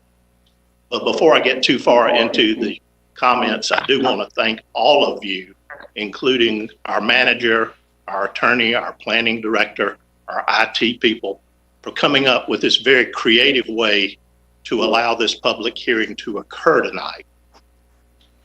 Tonight, we are requesting a special use permit for a 240 unit, 2-bedroom housing project off of US 29 at its intersection with Old Hull Road. As indicated in the staff report for you, there has been a significant amount of commercial and retail and industrial growth in this area of the county. With that growth comes the necessity of housing, especially housing for the employees of the businesses that are coming into the area. We think we can provide a remedy for that, for the employees and the workforce at an affordable rate. I hope each of you got a chance to visit the site. If you did, you'll notice that the site actually sits behind a commercial strip on US 29 that is already developed. At staff's request, and it was a good request, we are also reserving a 200-foot strip along Old Hull Road for future commercial development. So that means that this project, once it is in place, will sit buffered from all public rights of way by commercial development. We believe that this project will be a perfect transitional buffer between those commercial areas and the low density residential housing in the area. This proposal is compatible with current zoning, is compatible with future land use map, and is compatible with the comprehensive plan. As we look at the project, it is important to note that multifamily housing is a permitted use in the CG zone. So that begs the question of what are we doing here if we can develop this project as a matter of right? But we do have two requests for you tonight. The first is a special use request to eliminate the necessity of retail or commercial uses on the ground floor of the buildings. As staff properly noted in its report, this site is surrounded by commercial properties. There simply is not the necessity of additional commercial properties together with what you already have on 29, what is coming on 29. And the occupants of this project will have a wealth of commercial and retail uses within the immediate vicinity, if not within walking distance. Also, this project being buffered and not being on a public right-of-way, we do not expect that there will be public traffic into the project that would support commercial or retail uses within the development. The second request is for a variance from the CG requirement of constructing a public plaza within the development. The public plaza requirement is a requirement of the CG zone and is intended to provide gathering spaces for large industrial or commercial uses. There simply is no necessity of that with a housing project that has an amenity package that this will have. The elimination of the plaza also allows us to maintain the green space that you see on the plan. Your staff has recommended approval of this project and the SUP and variance request with some conditions. Those conditions are certainly acceptable to us. We come to you tonight with the unanimous approval of your planning commission, and we ask that you follow both the staff recommendation and the planning commission recommendation to approve these requests. We certainly are available for any questions after the public comment. Thank you. Thank you, Mr. Morris. All right. I do believe that's there's one more for public input.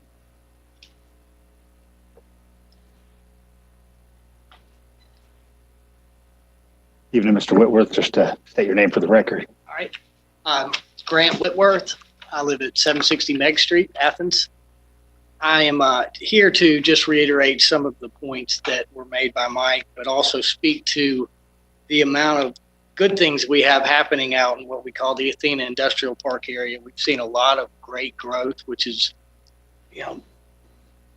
good job creating businesses that are located here in Athens. And having a project like this is a tremendous asset to our community, especially when it comes to promoting industry and job creating companies. As everyone knows, there's a shortage of workforce housing across the nation, and having a project like this will help distinguish Athens, showing that we are supportive of this type of development, and it'll give a place for these companies that are coming here and creating jobs for people to live at. So I hope y'all will support us or support this project, and if there are any questions, just let us know. Thank you, Mr. Whitworth.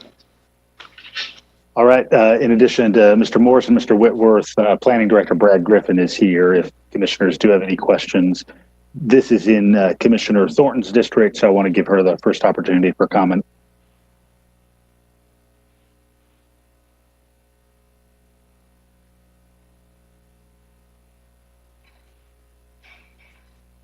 Commissioner Thornton, I'm going to unmute you.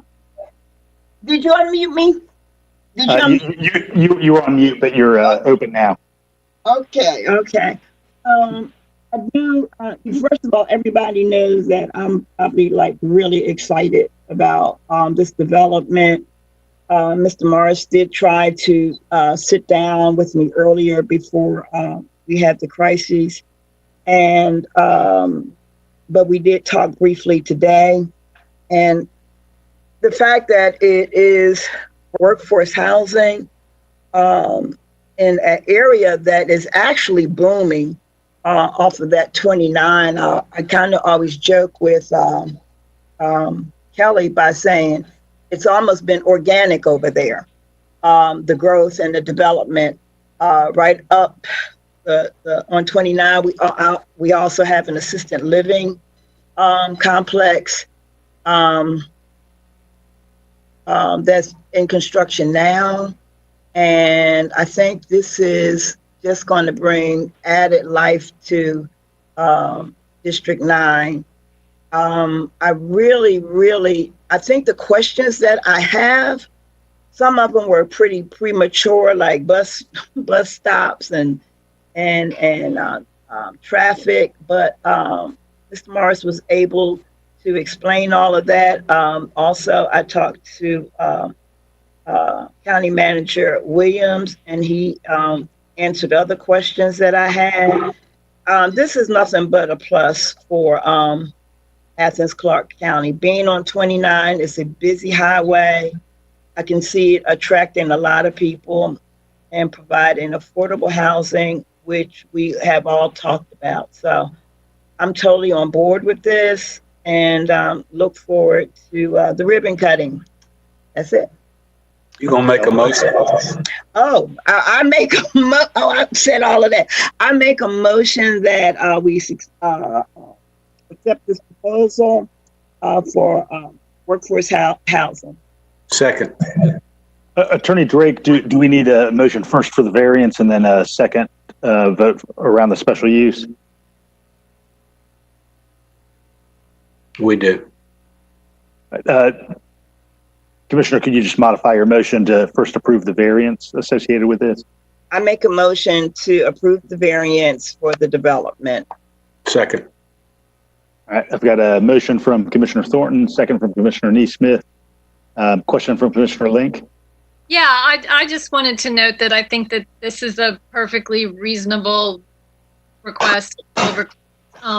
This does look like an exciting project in a location that could certainly use some affordable housing. There's plenty of commercial development there. So it's close by for these folks who are going to be moving into these apartments, which is really good. And I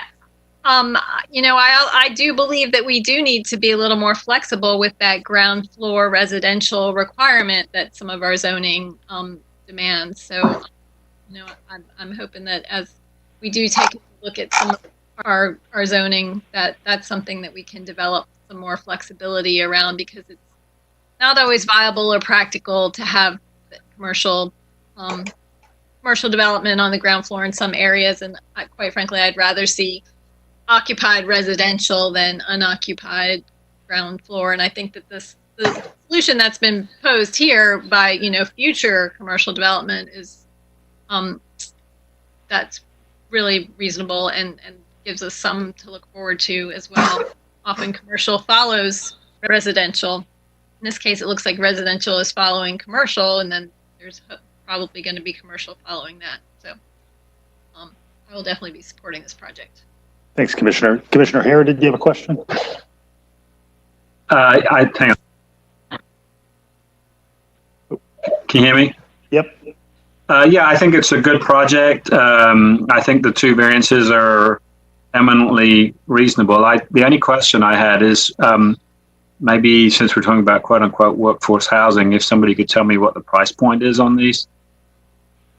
I think Mike Morris is coming up. If you come on up to the iPad. We don't have an exact figure yet, but the target market is folks that are making between 60 to 100% of the average median income for our area. So that's the target market.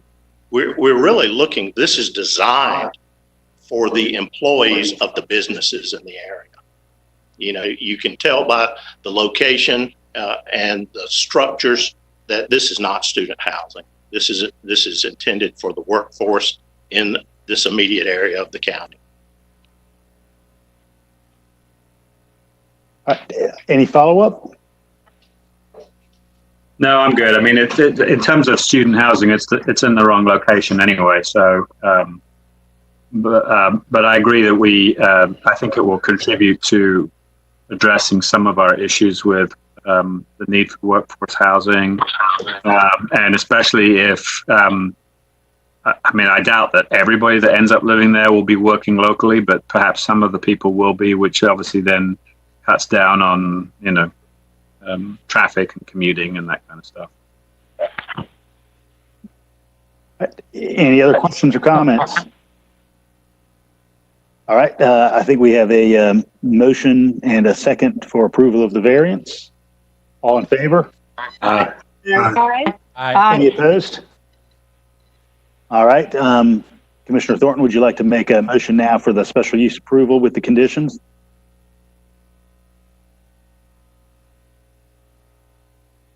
I'll make that motion if. So moved.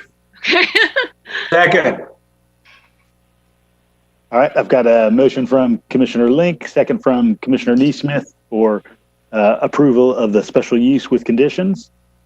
All in favor? Aye. Aye. Aye. Aye. Any opposed? Learn how to work this mute thing, but yeah. All right. Motion carries. Thank you for being part of this. Do we need a motion to adjourn?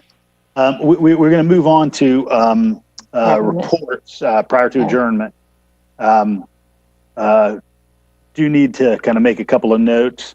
One is that just as we're beginning this, I got a note from the magistrate court that their emergency court order is now extended through May 13th. And so questions about the prospect of evictions, we can now answer definitively that there will be no eviction hearings through at least May 13th. I also need support of the commission on an item we're already under suspension of rules. I would like to ask that the commission direct staff to process a type 1 rezoning application for the North Athens area, including the property owned by Columbia Properties, to move from RM2 to commercial downtown.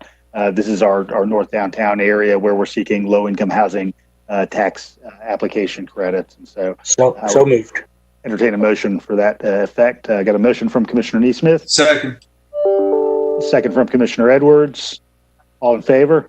Aye. Aye. All right. Thank you, Manager Williams. You have your marching orders. I'm going to move on and just ask the manager if there's anything else he would like to update us on beyond what he provided earlier. Yes, sir. Thank you. Briefly, just to notify the community and the commissioners. These are really unprecedented times, and having the entire downtown shut down in its current state. We're trying to find opportunity where we can, and we have worked with our department directors and field crews to develop a safe way of going ahead and continuing the work on Clayton Street, particularly with the stormwater, so citizens may see that going on. And I wanted just to give you a little bit of detail regarding that. If you'll remember, the mayor and commission approved, we previously bid out Clayton Street, and that the bids came back so high at the time because of a lot of the underground work that needed to be done, namely improving the stormwater system. The mayor and commission approved some funds and some positions to do that work in-house.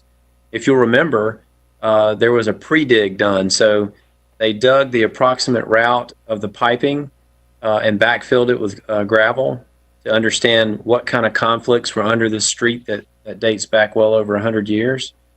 And they found over 63 utility conflicts.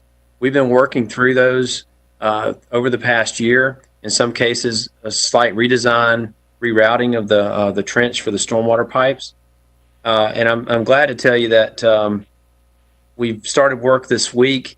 We anticipate that it would take about 3 weeks to finish the stormwater work that we're doing. We do have 3 conflicts remaining, though, and that is with Atlanta Gas Light.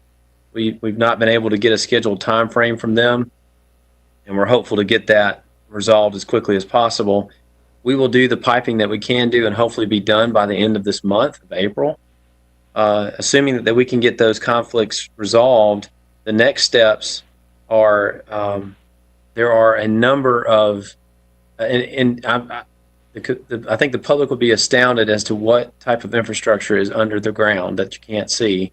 But there's a number of Georgia Power transformers in each block. There's these big underground utility vaults, and so we have to adjust the heights of those lids. And without getting into too much detail, they're on the ready to work with us. You did approve a change order to have our contractor on board. If you remember, we're working towards a guaranteed maximum price. And once the exploratory work of understanding where the signal poles and the light poles are going to go on the rock under there, we should be able to get a guaranteed maximum price for the streetscape work within the next month or two. So assuming that the contractor can go to work observing, if say later this summer we get back to where construction crews can work together in close proximity, because that type of work that they plan to do will be very difficult with social distancing. Once we get back to that level, that work can begin in earnest, and we hope to be complete within a year. And by your directive to be cognizant in the holiday time of not interrupting business to the extent possible. So I just wanted to share with you an update on the work that's going on in Clayton. Citizens may see folks working down there, and our crews have been instructed to observe social distancing as much as possible. Thank you, Manager Williams. Attorney Drake, any update? No, Mr. Mayor. All right. I'm going to go ahead and just go around. I'll begin with Commissioner Davenport and end with Commissioner Hamby.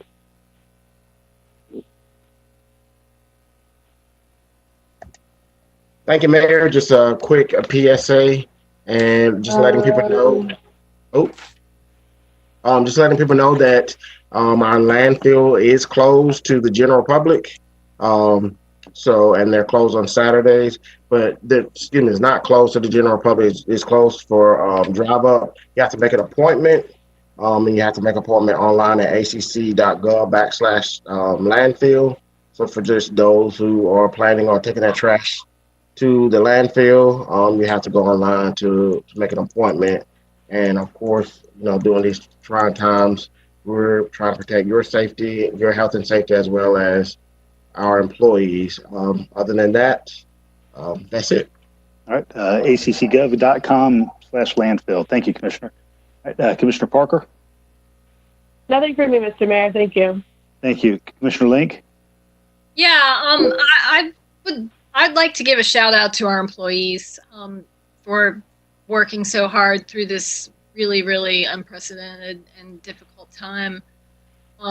It's really hard for a lot of folks. It's especially hard for all the people who aren't working, and for all our local businesses that are shut down. And I'm looking forward to continuing the conversation of what we can do to help them, especially as we have our budget talks and talk about liquor license fees and things like that.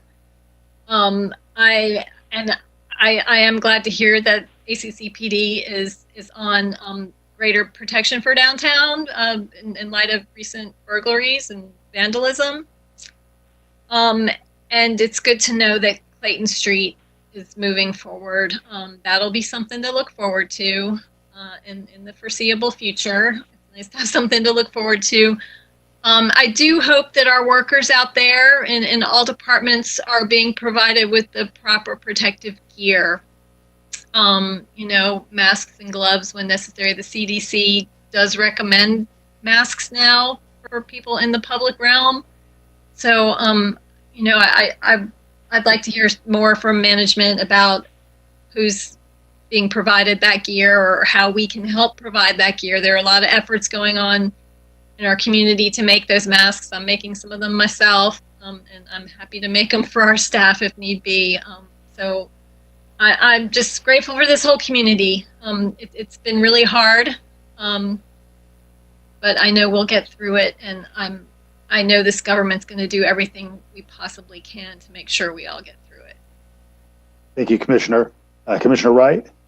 I don't echo very much, but I'm just going to echo what Commissioner Link said. She summarized the accolades that I wanted to share, the manager, the assistant managers, the whole government team. Jean Spratland, she's been working really hard. I think everybody's working really hard, and it shows. And thanks again for all the hard work. We'll get through this soon. Thanks. Commissioner Denson? Thank you, Mayor. And I just wanted to bring up one thing just to throw out there, the staff in the manager's office, talking about our Board of Elections. I just want to make sure that we're going to be as prepared as possible for the possibility of not having in-person voting for our May 19th election, which we've seen on already happened in some other states. So I would like us to be prepared for that. One of the steps I think we could take, which I know has already been discussed a little bit, is having some absentee ballot and also absentee ballot application drop-off boxes, preferably one at the Board of Elections office and maybe in a few other locations. Potentially at maybe some of the schools that are already doing distribution, if we could get something installed there or some kind of system in place. And also want to encourage voters out there that if you received that envelope,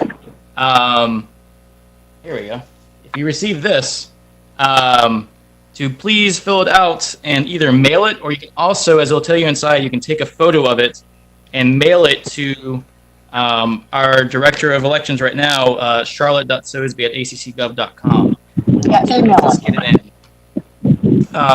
And then after that, just kind of what the theme has been. I'm so proud of our community, how they stepped up, and definitely proud of our staff, and also our mayor and my fellow commissioners have answered this call. It's been amazing. People like our essential workers, like our transit drivers, solid waste, all those people out there working for NCC Gov right now in the central service are truly heroes for our community, keeping this county running. And my hat is off to them. And it's times like these that solidarity is built for. So let's keep it going. Thanks, Commissioner. Commissioner NeSmith? Yes, I'll just echo all that too. Our staff, they're under great stress and they're working very hard, including their leadership, especially their leadership, I suppose. All the citizens of Athens appreciate that. I also want to express my admiration for the groups that are working together to fabricate at home masks for our healthcare workers. There's a group called Masks for Athens, Georgia Healthcare Heroes. It's about 50 sewers. More than that. 90 sewers, my wife tells me, that are working off a pattern that's approved by the hospital, using fabric that's approved by the hospital, and then processing those masks after they're fabricated through a sterilization and a sterile packaging process. So they're doing it right. There are other organizations. There are so many. I can't even keep up. And I just want to express appreciation for these local sewers who are working so hard on behalf of our healthcare workers and our first responders. Thank you. Thanks, Commissioner. Commissioner Edwards. I'd like to point out that the action taken by this body to be the first municipality, to my knowledge, to put a stay-at-home order in place, first municipality on the East Coast, has brought down our percentage of population stricken with the coronavirus. And so great job, everyone. And great job to those folks sewing fabric masks. I know the store downtown community is leading an effort to sew masks, and they're delivering them to Piedmont, Athens. So, I've told a lot of folks I've never felt more like an Athenian than I do right now. I feel like our county has really come together in many ways to fight this pandemic, and we've come together because we've had to come together. The absence of state and federal leadership in the pandemic response. I mean, we're sewing protective gear for hospitals here in Athens. It can be depressing at times, but it's also a great source of inspiration for me. And I think we need to come up with an Athens flag. I think we need to create a flag, and we need to fly it from City Hall and be forever proud of this moment in our history where the county has really all come together behind this common cause. Thanks. Thank you, Commissioner. Commissioner Harrod? I don't really have anything particularly to add. I would like to encourage the residents in our community to continue to wash their hands, to continue to engage in social distancing, to keep not only themselves but other people healthy. I certainly would like to give a big shout out to all ACC staff who have been just doing tremendous work during this crisis. Often unseen work, but very, very important work nonetheless. Also, thank you to all of the volunteers who've taken up doing things like delivering meals and sewing masks and those kinds of things. I would like to, with Mr. Manager, if we could get an update or a report on the deaths at the nursing home that we were talking about at the beginning of the meeting. My understanding is that there are now 10, which is 10% of the beds that they have at that facility, if I'm correct. And it seemed to go through there, the COVID seemed to go through there fairly quickly, at least from what I've read on the media. So as of only a few days ago, there was just one death, and now we hear today that there have been 10. So if we could get some kind of, I understand it's a private facility, but if we could get some kind of information on that, that would be helpful. And to see if we can provide any assistance so that there are no more deaths in that facility or any others for that matter. Thanks, Commissioner. Commissioner Thornton. I want to ditto everybody's praise for our staff and the manager's office and everybody that's been volunteering at this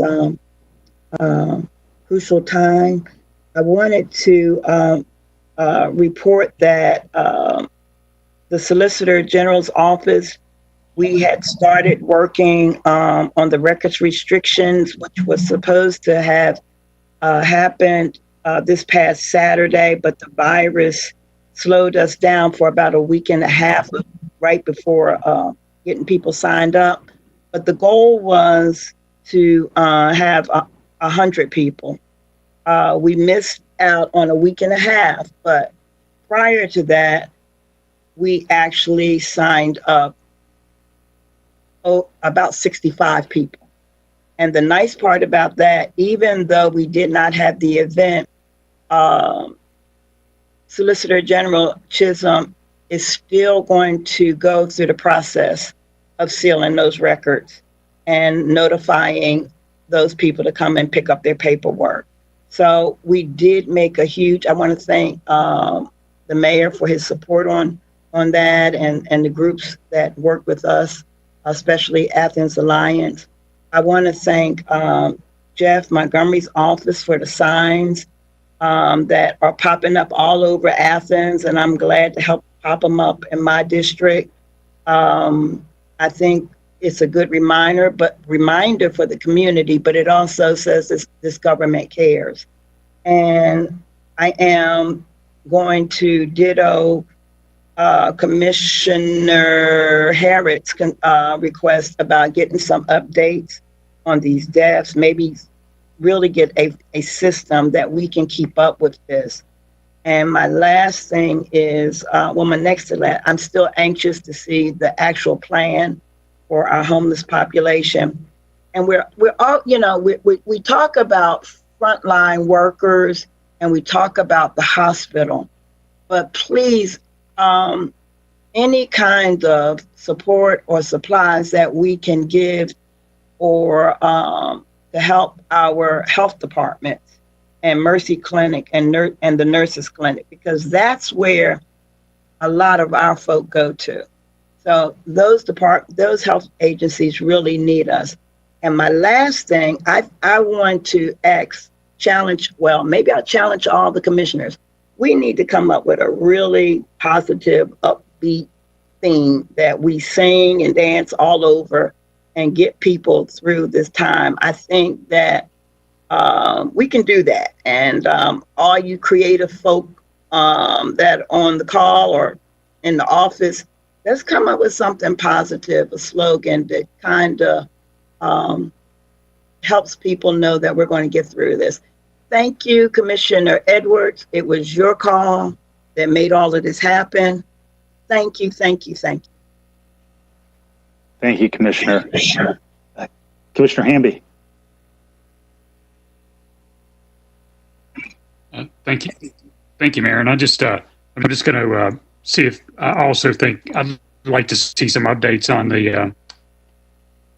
the Grandview nursing facility and what may have occurred, if that's true and accurate, but also what our Department of Health.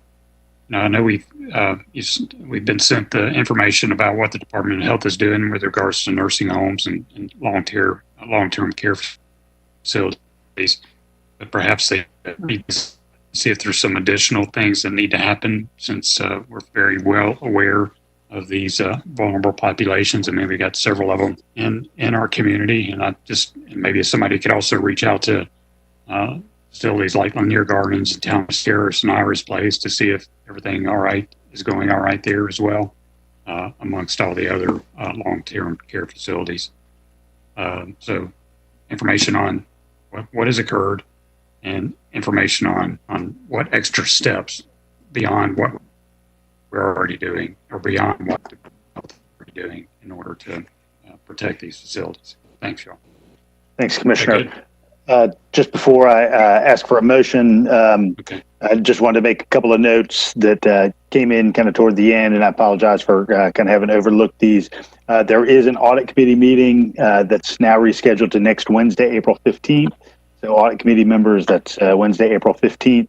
And then finally, want to remind everybody. Thursday the 16th. Okay. Yes. The note was different than I got. All right. Thursday the 16th. Audit committee. Also want to remind everybody that despite the challenges of the time, the census is still important. You can take the census on your smartphone, census.gov. Every individual who accounts for their household here is bringing dollars into this community, and a crisis like this really demonstrates how important these dollars are. So census.gov, please complete your census ASAP, everyone. I will now accept a motion for adjournment. So moved. Second. All right, I've got a motion from Commissioner Wright, Second from Commissioner NeSmith for adjournment. All in favor? Aye. All right. Be well, everyone.